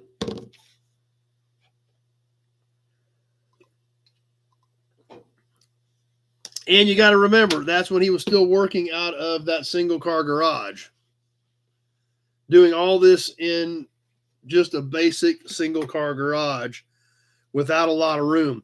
He tacked a little shed on the end of it, so he had a little extra room. I don't know if I got a picture of. I go back to the 74 Chevy pickup. We can kind of see it right here. That garage right there is where this all happened. Single car garage, short driveway with a little extension on the other end of that garage. Pulling transmissions, pulling engines, painting cars in a single car garage.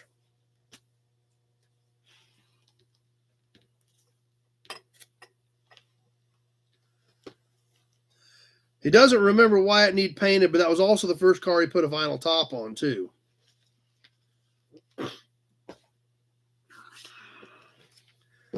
But the crazy part about it, when we think about today's world of a 7-year-old used car compared to what a 7-year-old car used to be, are two totally different things. Yep, was the beginning of the Nobody Show in that garage. That's you're 200% right, Leo. That little garage is where it all started. So anyway, we know the car was $314.50 when he bought the car. And we went in, we sealed the transmission, did ball joints, painted it, vinyl top, tuned up, overhauled the carb.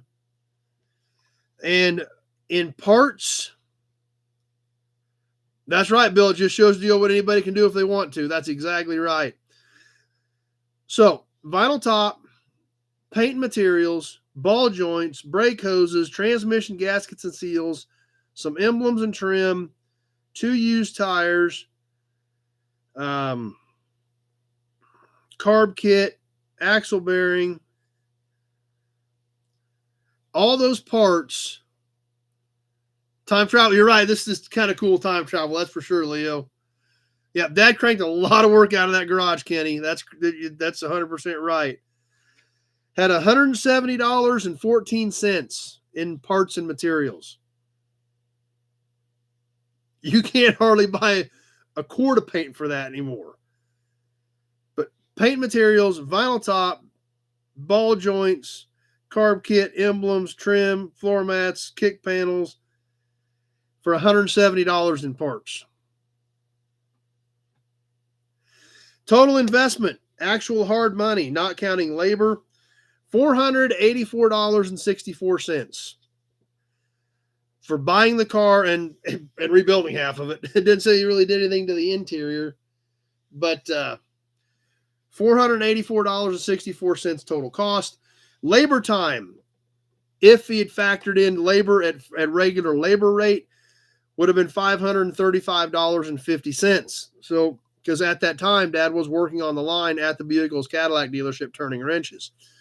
So at that point, it would have been $535.50 in labor if he was billing it out the labor time. They kept track of his labor time, but obviously it kind of rolled into the deal when he was doing the whole car. Bought the car, and this is the other thing that's kind of amazing, with going along with Kenny's comment. Bought the car May 6th of 1976. Okay. Sold the car July 8th of 1976. So in 2 months, this all happened in 2 months. Rebuilt the front end, rebuilt the carb, tuned it up, painted it, vinyl top, and all the other little knick-knack stuff, and sold it. It was bought it, done, and sold in 2 months and 2 days.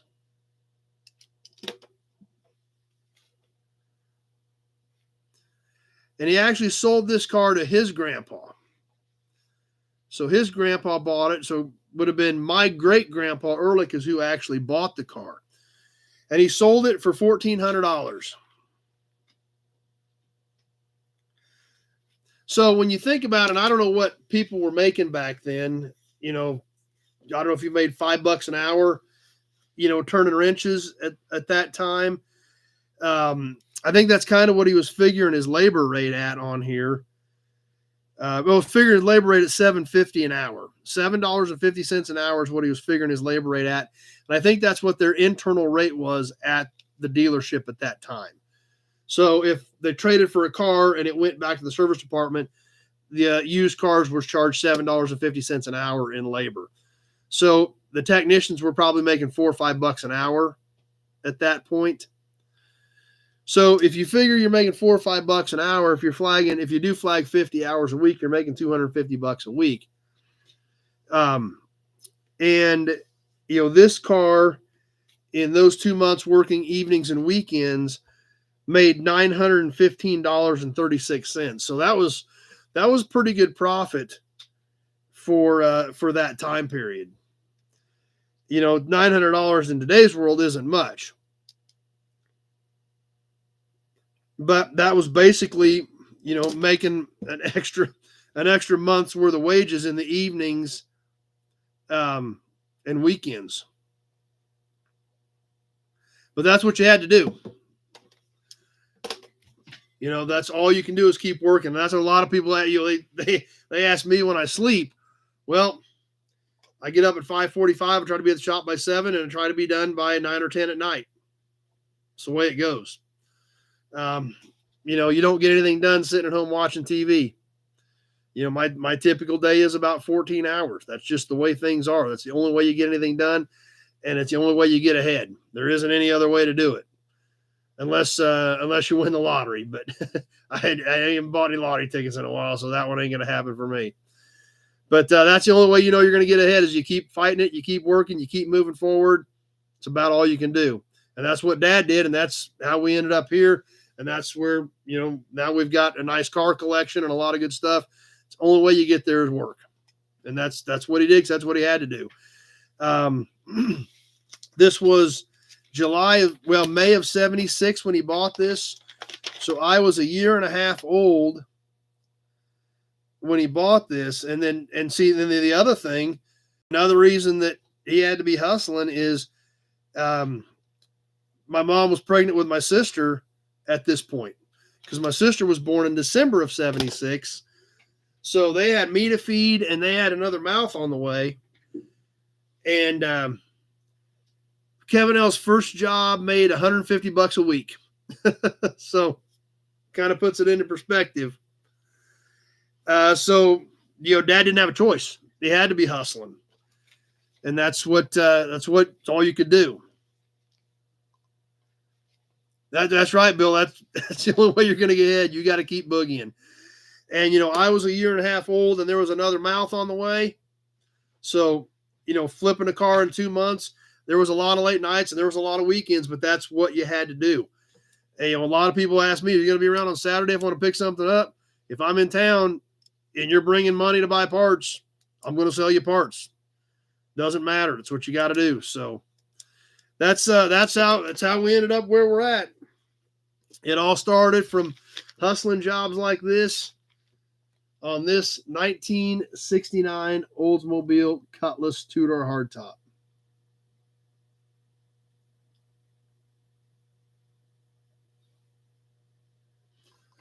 Yes, they did regulate that big job. And so that's why, and if you look back, and it's back then, it was a little more gray. But as we go through these tickets, some of these were this one was actually in Mom and Dad's name. Some of these were in my names, even when I was little. Obviously, it was a little more gray back then because it couldn't be traced as easily. Now, with the computers they've got, it's very easy to trace how many cars somebody's flipping every year. But back then, they were watching it, but it was a lot harder to watch without the computer systems that we have today being able to track that stuff and generate instant reports of who's doing what. And then I think Dad got his dealer's license around 85. So we've basically had a dealer's license for 40 years. You know, I got my dealer's license, I think, in 11. And then I think he let his go 5 or 6 years ago because there was no point in having two of them. So, especially since he was slowing down what he was buying. So now we just do everything through nobody's. But yeah, we've essentially, we've had a dealer's license since the mid 80s at this point. But now you know the rest of the story on the 1969 Oldsmobile Cutlass two-door hardtop from 1976.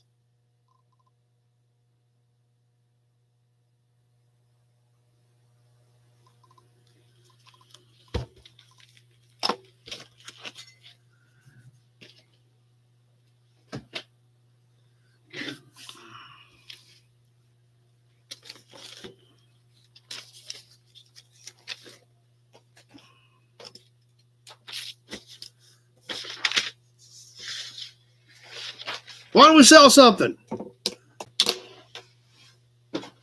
Oh, we got two. Wow. We got two great plates. Nice. I didn't realize we actually ended up saving a couple really great plates here for the end. Let's see what else we got laying around here.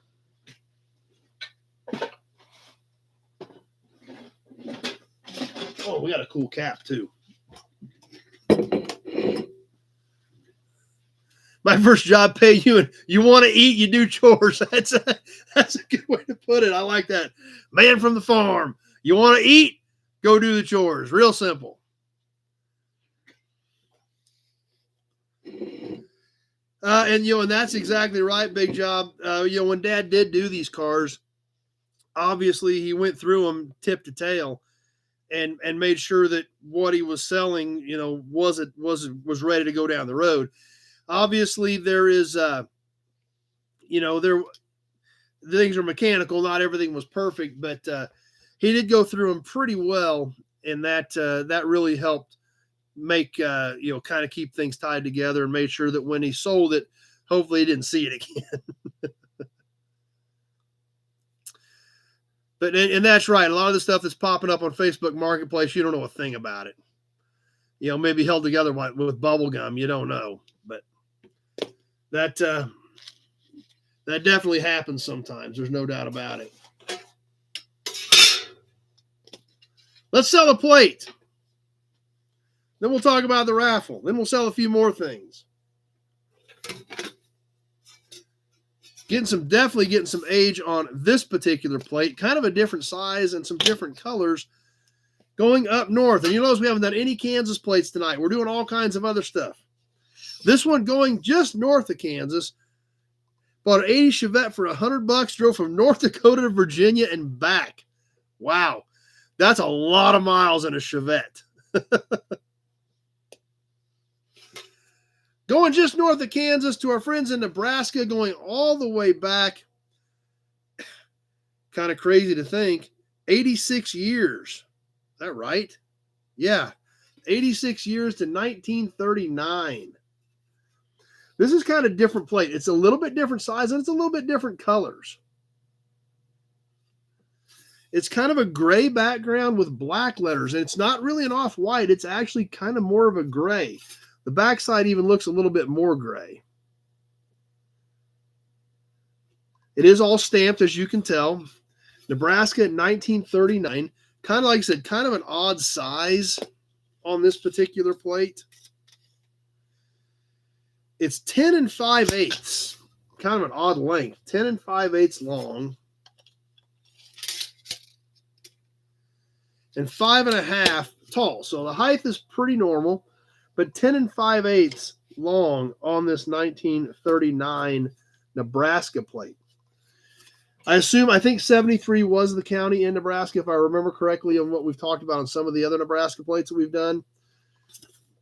Backside in pretty good shape. A little bit of light surface rust here on the front, but overall a very nice, presentable 86-year-old license plate. I believe this hole is not original. This one looks like somebody drilled it in there. But other than that, good looking plate. Brake starting us off at 15. Let's get this thing rolling on the 1939 Nebraska.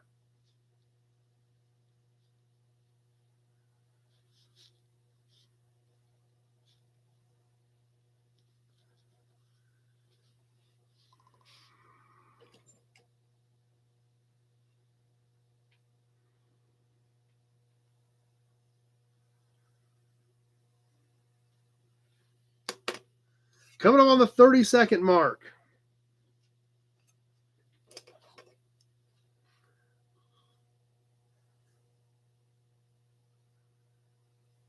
Yeah, look great on the front of an old pickup. Kind of a different size with the gray and the black. Briggs at 15.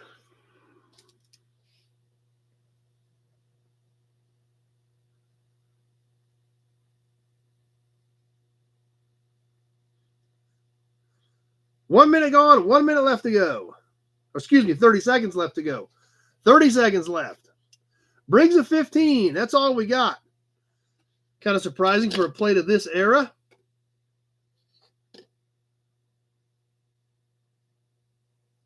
Martin, 16. Few seconds left to go. Tony, 21. Jesse, 18. Briggs, 18. I got Tony at 21. And that does it. Tony at 21. Everybody was big job out of 25, and it was too late. Tony at 21. All kinds of stuff going on there right at the end. Martin had a 22 in there. Tony at 21 is who we had at the end. That one got kind of bananas. But adding that one to Tony's license plates collection.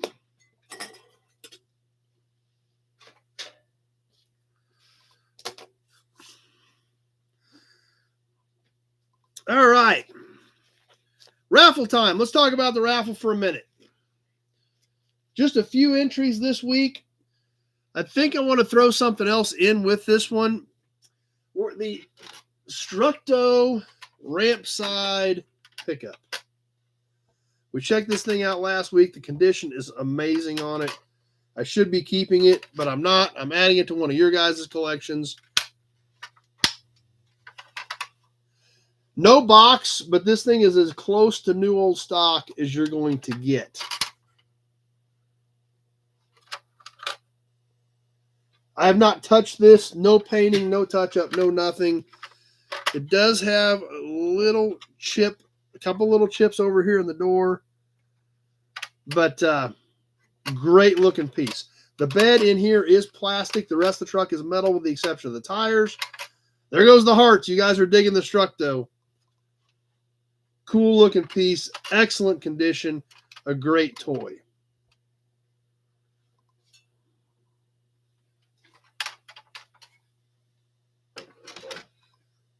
Who got in this week? I had a few guys jump in. Or to put the sheets at.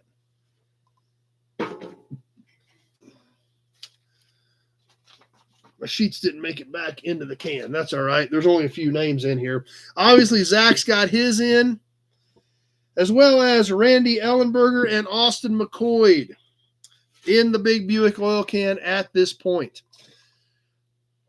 I do have one other piece I want to throw in to this month's raffle. I was debating on this, like I said, or like we've been discussing. We're kind of seeing how the raffles are going, if we get good entries as to what all we can throw in there. But I want to go ahead and throw another piece in for the second name out of the can this month.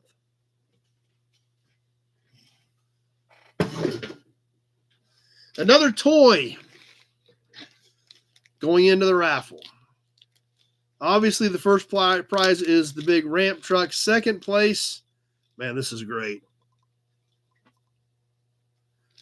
Good looking piece. Roger's here with us. Hope you're enjoying, Roger. Are you new to us, or have you just not commented before? I don't remember seeing your name pop up, but hope you're enjoying yourself and having a good time. The second name out of the big Buick oil can here in a few weeks at the end of the month is going to get, in teal, an original 1967 Diora Redline.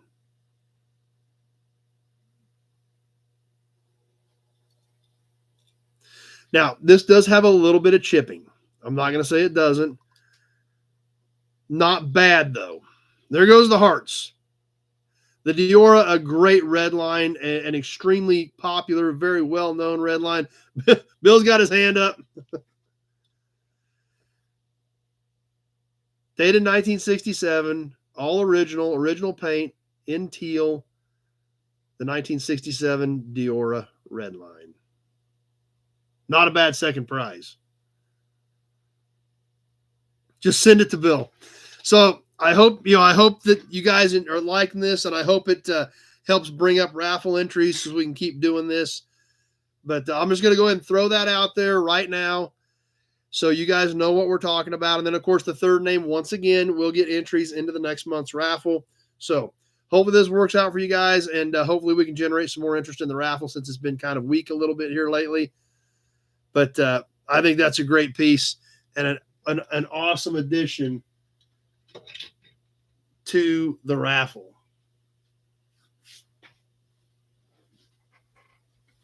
So anyway, raffle entries, $1 per entry. You send me $5. Your name goes in here 5 times. $10, you're entered 10 times. $20, you're entered 20 times. However many you want into the big Buick oil can. The snub nose raffle month. That kind of is, actually. Okay, sounds good. Like I said, it was here when I got back. Just haven't gotten to that one yet, Kevin. But yeah, we'll get you in there. Yeah, I think so. I think you're right, Balin Wire. So you can PayPal friends and family, check, money order, Western Union, whatever works for you. But every $1 send is one chance. So $5, 5 times, $10, 10 times. And we will draw for this stuff. Let's see. The 30th. So it looks like the 30th, maybe. The 30th is the end of the month. There's one of those weekends I might be out of town. So tentatively, we're shooting for the 30th. $100,000 entry wins automatically. That's right, Big Job. Absolutely. We'll make that work. So looking at the 30th, but one of those weekends I might be gone. So if it's not the 30th, we'll back it up a week or whatever we need to do. But $1 per chance, $5, 10, $5, 5 entries, $10, 10 entries, $20, 20 entries, all going into the big Buick oil can. And your name goes right in here with all of these guys. And then we draw names and give away some cool stuff.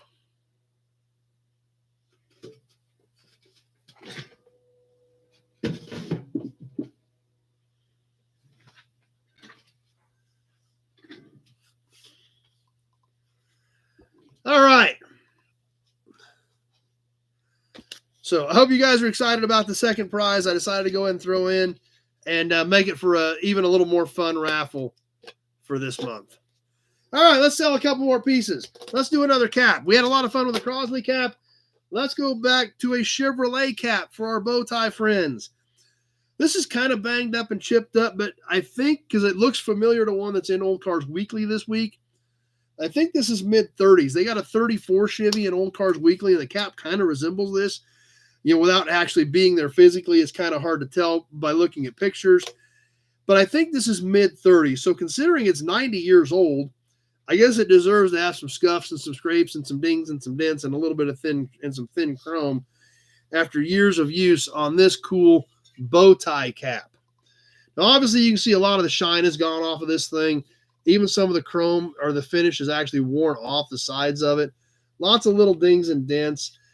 This is a steel-based cap with a chrome cap over the top of it. I'm sure the bow tie would have originally been blue. Obviously, the paint is faded and gone on this particular piece.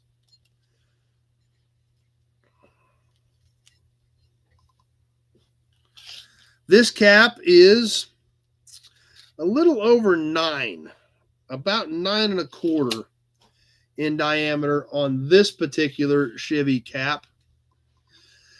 It does have a pretty good dish to it. And like I said, I'm thinking it's mid-30s. There again, at this point, it's a good decorator piece, good wall hanger. Repaint the bow tie blue, hang it up in your man cave, good-looking piece. So who's going to get us rolling on? Any thoughts of doing quizzes? Yes and no. We've done some of that stuff before. Pete started us off at 10. We used to do trivia based on the videos, but is quizzes anything you guys would be interested in having like a segment on? I don't know. But we're always looking for ideas, Jeff, so don't ever hesitate to throw an idea out there. We'll see what everybody thinks. What does everybody think about doing quizzes? Pete started us off at 10 on the Chevy Cap, mid-30s era, and we are on the timer and going.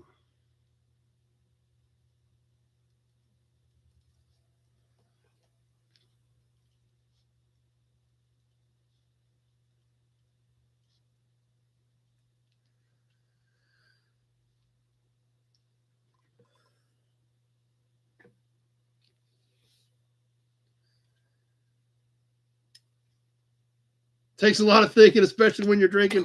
It's a good point, Big Job. We ain't giving anybody a Hudson badge in a while. 30 seconds gone. 60 seconds left to go on the Chevy bow tie cap. Like I said, I think mid-30s era. Pete at 10.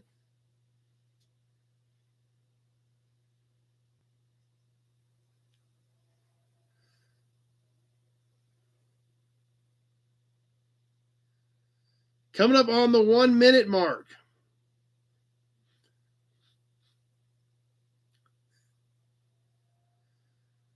One minute gone. 30 seconds left.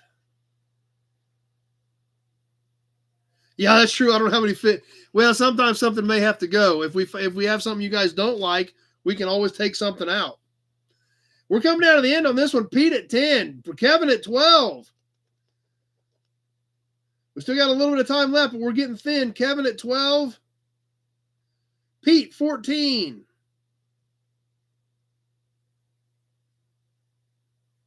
And that does it. Pete at 14. Add that one to Pete's pile.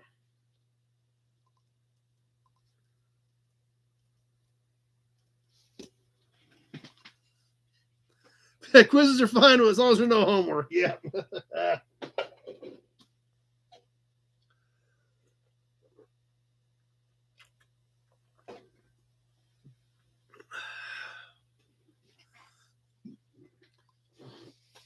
All right, another killer plate. Let's squeeze this plate in here. And that'll probably be about it for auctions, unless you guys want to squeeze a few more. And we'll give you an Auburn badge as we're moving through here. Like I said, the last couple plates were the great ones. I don't know if you should be giving quizzes based on your college GPA. Graduated. Yeah, I graduated. Yeah, I graduated. It's fine. I got a job.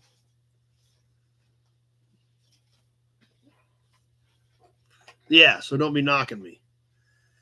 I got a good job. I was happy with it. And I did pass.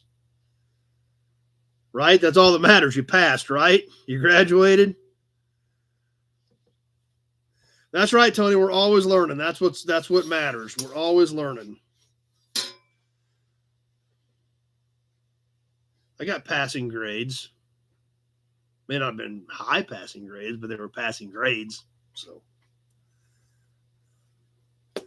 anyway, let's catch this plate. Like I said, it saved a couple plates here towards the end that are really good. And this is another one that's really cool as well. 88 years old on this one.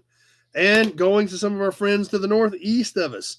Going back to 1937, Iowa. Basic plate, black with white letters. Pretty simple. Not a lot to it. This plate does exhibit a little bit of surface rust on the bottom, but not a ton. Still displays pretty well. The numbers are nice and crisp and clear. Obviously all stamped into the metal on this one and then painted. It's a little bit of an odd size, though. Not much, but a little bit. I remember saying that to some D's. That's right. It's 12 5/8. So it's like a half inch longer than our standard 12x6 plates that we're used to dealing with. 5.5 tall, so stay in that 5.5 to 6 window, but a little over 12 on our length. And there again, 88 years old, going back to 1937 and Iowa. Good looking piece, original paint, original finish, in pretty good shape for 88 years old. Let's go ahead and get this thing rolling and see what you guys think of the 1937 Iowa plate. We are live and on the timer, and away we go.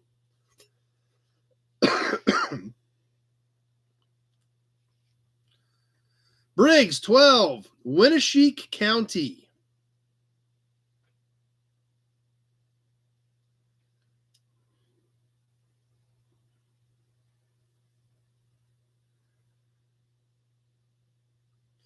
Coming along the 30-second mark. 30 seconds gone, 60 seconds left to go. Briggs at 12. It's going to be like the last plate at the end. Johnny Cash at 15. There's Rocky.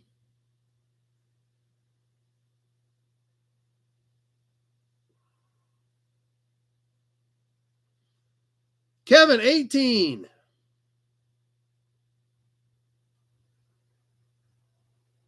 One minute gone. Kevin at 18. Johnny Cash, 20 with Rocky.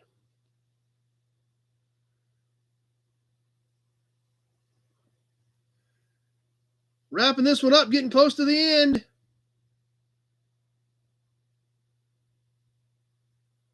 Matt, 22. Kevin, 23. And it was Kevin at 23 is what I had at a minute 30. Just as it hit a minute 30, I was getting ready to say that Tony had something pop up that was fat fingered. It was too late. It was at 131. Kevin at 23 is what I had. Even though Tony fat fingered a key, it was still too late, Tony. So it was Kevin at 23 on that one. So you were close, just didn't quite make it. So Kevin Brown at 23 on that one.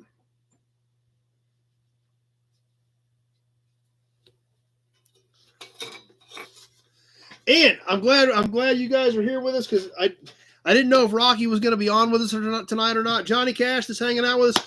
You guys remember about a year ago, we gave away the custom V8 made out of Kansas license plates, damaged Kansas license plates. You guys remember that? It's been about a year ago.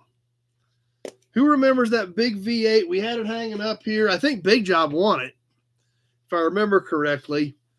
Yep. Okay. So you guys do remember that piece. Yeah, it was a pretty neat piece. Okay, perfect. I'm glad you guys remember it. We had a few pieces similar like to that at the gathering as well. Our good friend Rocky on here, going by Johnny Cash, he designed and built that. That was his brainchild. That was his baby. And he's got another custom piece for us for the gathering that he's made for us that is going to be exciting. That we'll probably, I don't know if we'll put it in the raffle or probably put one in the raffle. And we may see if he works up something else for us. But Johnny Cash has been on with us the last couple weeks. He designed that stuff. And if you guys that were at the gathering saw the few pieces we had there last year, actually the table that you've got, Pete, that you bought at the gathering, Rocky designed and built that. So yeah, he does some great work. Very creative with his industrial art. If we've got any boat fans on here, I don't know if he sold the boat motor lamp or not. If you sold the boat motor lamp, Rocky, if we got any boat fans on here, if you've got a lake house, he's got the lamp for that you gotta have. But he does some really neat stuff. And like I said, I've got a couple pieces out in the shop right now that I got from him. And you still got the boat motor lamp. If you've got a lake house or you're into boats in any way, shape, or form, this lamp is super cool, built out of a boat motor. So anyway, Rocky does some neat stuff. And he's actually going to help me out. He's going to build me a ramp for the new warehouse that I bought 6 months ago so I can get into that Dock Height warehouse. So excited about that. But he's done some really great stuff for us, but he just hasn't been on much. So when he got on last week, I was hoping he'd get back on this week so I could bring you guys up to speed that Rocky was on with us. And that's what some of the cool stuff that he's done for us last year. And then as well as, and if you guys were at the gathering last year, or if you were at F&E Collector Auto Auction last year, the bars, the 55 Ford truck bar and the 65 Ford truck bar, you guys that were at the gathering, I'm sure you remember the bars where we'd serve the food off of, or if you were at F&E, we took them out to F&E so people had places to sit their beer. Those front end bars, one out of a 55 Ford truck nose, one out of a 65 Chevy truck nose. So you guys remember those pieces as well? I would think, I hope you do. They had the headlights lit up, had a nice kind of rough cut top on them.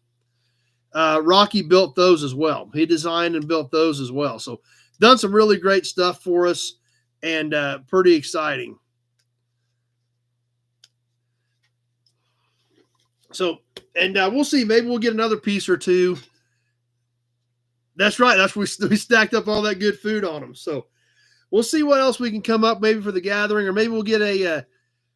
Should we have Rocky design us another raffle piece for next month? Maybe see what he can come up with for that. John remembers the bars. Yep. Maybe we'll see what Rocky can come up with for a raffle piece here in the next month or two. Because like I said, I know we're going to have something at the gathering, maybe an extra piece. We got something for the gathering right now. Maybe we'll get another piece for the gathering, get a raffle piece put together, and see what else Rocky can come up with us. But does some really neat stuff and some cool stuff. So I'm glad he's been getting on with us a little bit, so I can give him the credit that he's due for the work that he does and the cool stuff he designs. Yes, he did. The cowl section bar, where it's I think it was a Chevy, about a 30 Chevy. It's the cowl, and the cowl sits flat on the ground, and then where the visor would be, he custom built a table out of like wrenches and chains and stuff like that. So yes, Rocky built that as well. He designed and built that piece also. So yeah, he's done some cool stuff for us. Just haven't been able to give him his credit since he hadn't been on with us on a live, so we could really introduce you guys to him and tell you what he does. We'll see if and maybe he'll come over that day at the gathering and hang out with us a bit and see what we can come up with. So there goes the hearts and the fireworks. That's awesome. So I'm glad Rocky's on with us now, so we can really you guys understand or know who has done this cool stuff for us.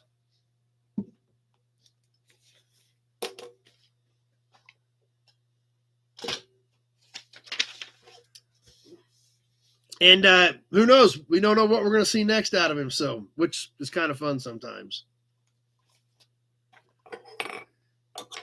Hudson badge.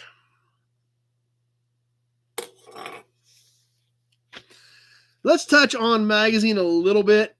We're working on a couple of different magazines right now. I pulled out a different one. We've got this 1974 new car issue from Balin Wire we're working with. We've been working with the Auto Trade Journal, but I wanted to go in the middle there because we haven't been touching on 50s stuff for a while. So I wanted to get a 50s magazine worked into this mix as we're taking bits and pieces out of magazines as we're going. So now Rocky's thinking, which is cool because when Rocky's thinking, he comes up with cool stuff.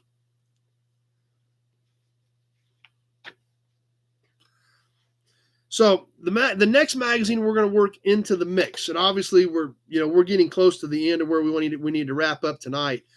But I want to show you guys what's coming up as we start working this magazine. And like I said, we've got the Auto Trade Journal from 1913, the Auto Trade Journal from 1934, as well as the new car issue from the 1974 cars. So we're going to keep working on those. But the next one we're going to put into the mix is going to be an early hot rod.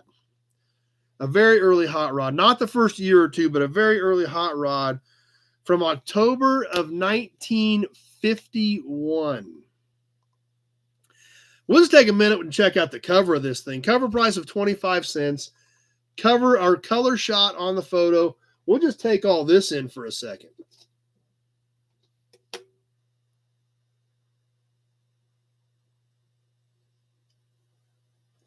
Look at all those hot rods. Briggs has got to jump off. Glad you were here, Briggs.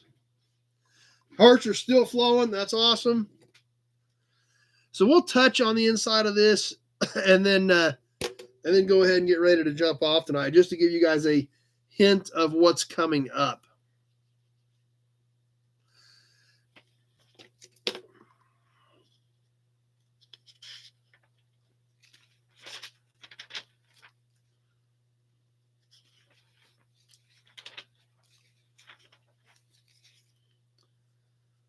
Yes, I'm sure it's Bonneville baling wire. If we look at that real close, we can see the mountains in the background right up here where it would go under the banner. So I'm pretty sure this was probably Bonneville, this being the October issue. When is Speed Week? August? I think it's August. I mean, I haven't gone since 2011, but I think it's August is Speed Week. So obviously, if in Speed Week would be in the middle of August, so it wouldn't have made the September issue. So the October issue would have been the Bonneville issue. So I'm sure that's probably what that picture was from. That's what would make sense to me. You know, belly tanker, October of 51, right up here. We're October of 51.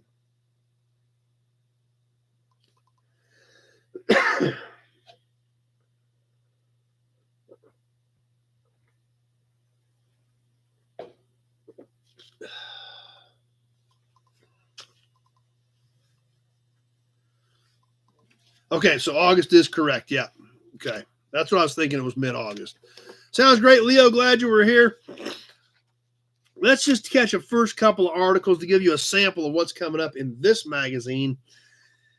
And there again, once again, we've got to put ourselves in this particular place and time, back to the early 50s. Obviously, things were a lot different, and this first article really hits that point home. Stuff that was very different, very unique, and really at the time almost science fiction. Now today they don't build a car without it and haven't built a car without it for years. But at this point in the game, this article was about this far on the other side of science fiction to be putting this on a vehicle on a regular basis. And this actually and a few years later, this guy turned into the name for this particular product throughout the 50s and into the 60s. But at this point in time, this article was just as well have been about a spaceship for most guys. Fuel injection facts in 1951. Popular young inventor describes purpose and principles of his constant flow fuel injection system by one Stuart Hilborn. Yes, Hilborn injection.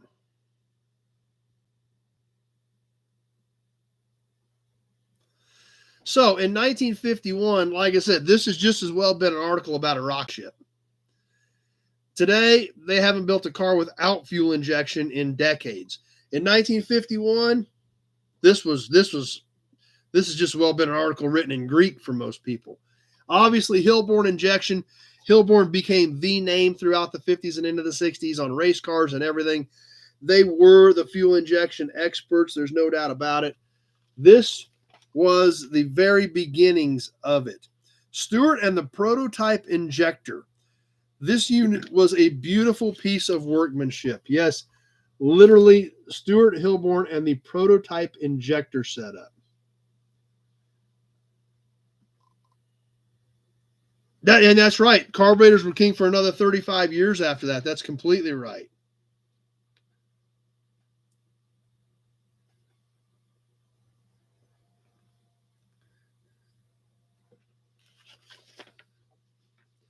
And a few more pictures down here.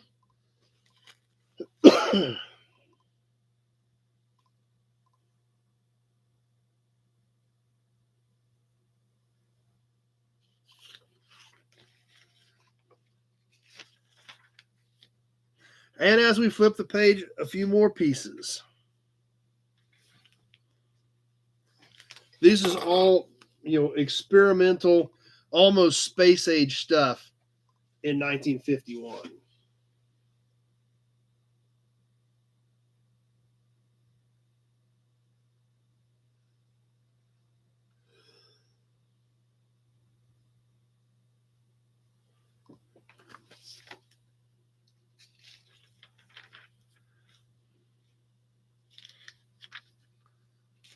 And in fact, I think we'll just wait because this next article, I want to be able to spend a couple minutes on this next article as well.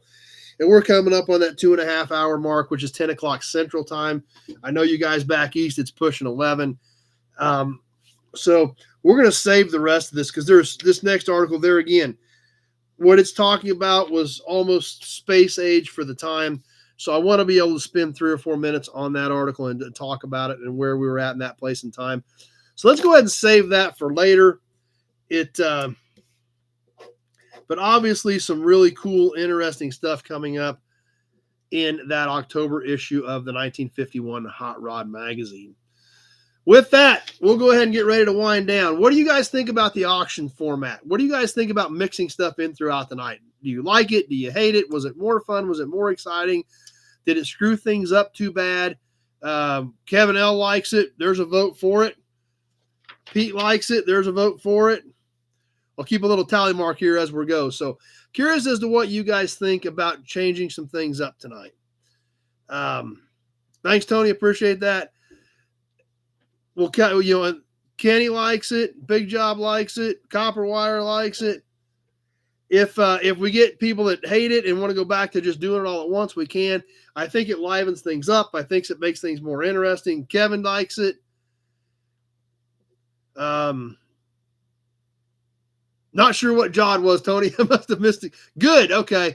Okay. I got good. Rocky liked it. Dan liked it. Good. Lots of good. I'm glad you guys, I have obviously nobody negative against it at this point. So I'm going to take that as good. Randy likes the way it keeps things moving along. Bill Disk likes it. Balin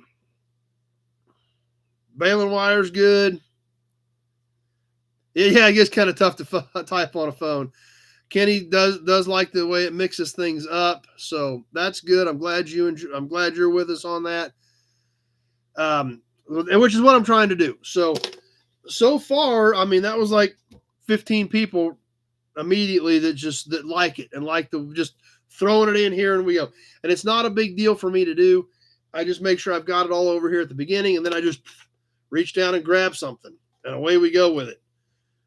And I think it'll make things fun, intriguing, and have a good time with it. So we'll just kind of keep working that way. And so far, so good. So far, it looks like it's going to work out well. With that, we'll go ahead and wrap things up. What else is coming up this week on videos? Rocky can make the raffle prize every month as far as Big Job's concerned, especially if you win it, huh? He does come up with some neat stuff. There's no doubt about it. Dan thinks it makes a nice mix. Perfect. I'm glad you guys have made the comment that you like the way it mixes things up, because that was completely my intention of doing it that way, is just to mix things up. And just grab it. Just grab something to do something. Obviously tonight, sometimes we did one, sometimes we did three. Just depends on how things are flowing, what we're doing, what I've got laying here. And we'll just kind of keep monkeying with it. And so far, sounds like it might be the way to go. But I've got a video coming up. My friend that passed away, I've got a couple more videos from his yard. And the video that's going to go public this week from there is a very interesting one. Had a very interesting, had something fly over that was very interesting while I was out there wandering around that day. I was like, that sounds a little different and a little weird. And I've heard them before, and they're pretty special. So it's kind of hard to see as it was flying over, but that was really interesting. So that was kind of a fun video to do. So that'll be coming up. The 39 Ford video, Old School stopped by. The 39 Ford video will be going public this week. That was a fun video. We found some cool stuff in that car, and was excited about it. Variety is the spice of life until you get caught. That's right, Big Job. So those videos will be coming up. We will do some Toy Tuesday.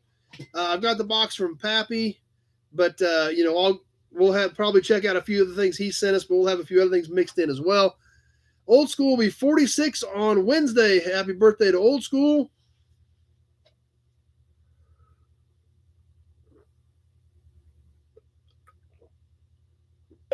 So we will do Toy Tuesday live Tuesday night. We'll get some more of that content up Wednesday and Friday night. We'll have some new videos up for the members as well. And I'll get all this auction stuff sorted out, as well as the the raffle prizes from last month, and get all that stuff on the way to all the winners and buyers this week. If you're interested in the training, Pete and Bill and I are going to get that set this week when we want to do it. Like I said, it will probably be every other week for the time being. There was a 62 F85 in there. Yeah, there was. There wasn't a lot left, but there was a 62 F85 in there. More Johnny Carson comments, which still floors me that you guys even consider mentioning my name in conjunction with a show that Johnny Carson did. Like I always tell you guys, I try to do a good job for you.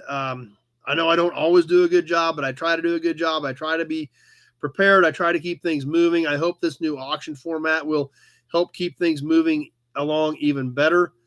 And make it more fun and exciting and interesting, because that's the whole purpose to be on here, is to have a good time, enjoy ourselves, hopefully learn a few things, and enjoy each other's company. So if you want to get in the training, be sure to get with me or email Pete. Same with the gathering. Before we throw that out there on the regular Nobody Else's Auto page, I want to make sure that that everybody on here has a slot if they want one.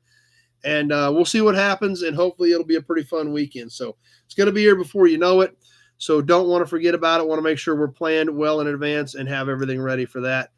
Got a couple of other things potentially working for that weekend as well. Thanks for throwing that up there, Pete.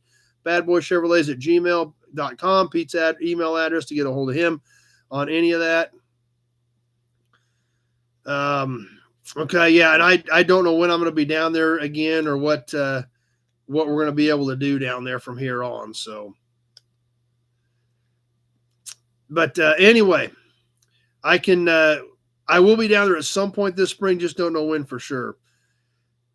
Okay. Keep looking, Big Job. If you can find Janet, send her our way. Thanks. Glenn says, hit the like button. Appreciate that. And anyway, with that brings us to the conclusion of episode number 253, which is absolutely nuts. 253 times we've done this. The Gathering of the Nobodies, the second annual coming up, the training group taking off. This is all because of you guys and your support. You bring your friends over, you join the Nobodies page, and this thing just keeps growing and growing, all because of your guys' support. I can't thank you enough for all the help and all the support from all of you guys. Everything from the viewer boxes that you guys send me, to your comments, your support, you're bringing your friends over, you're joining the memberships, coming to the gathering. We've got a great community going, and it's all because of you guys. With that, have a great week, everybody. We'll see some of you Tuesday night for some Toy Tuesday memorabilia. And we sure hope to see you all right back here, same bat time, same bat channel, for some more Sunday night Gearhead interactive live chat. Thanks for being here tonight, everybody. Thanks for helping make this what it is, and have a great week.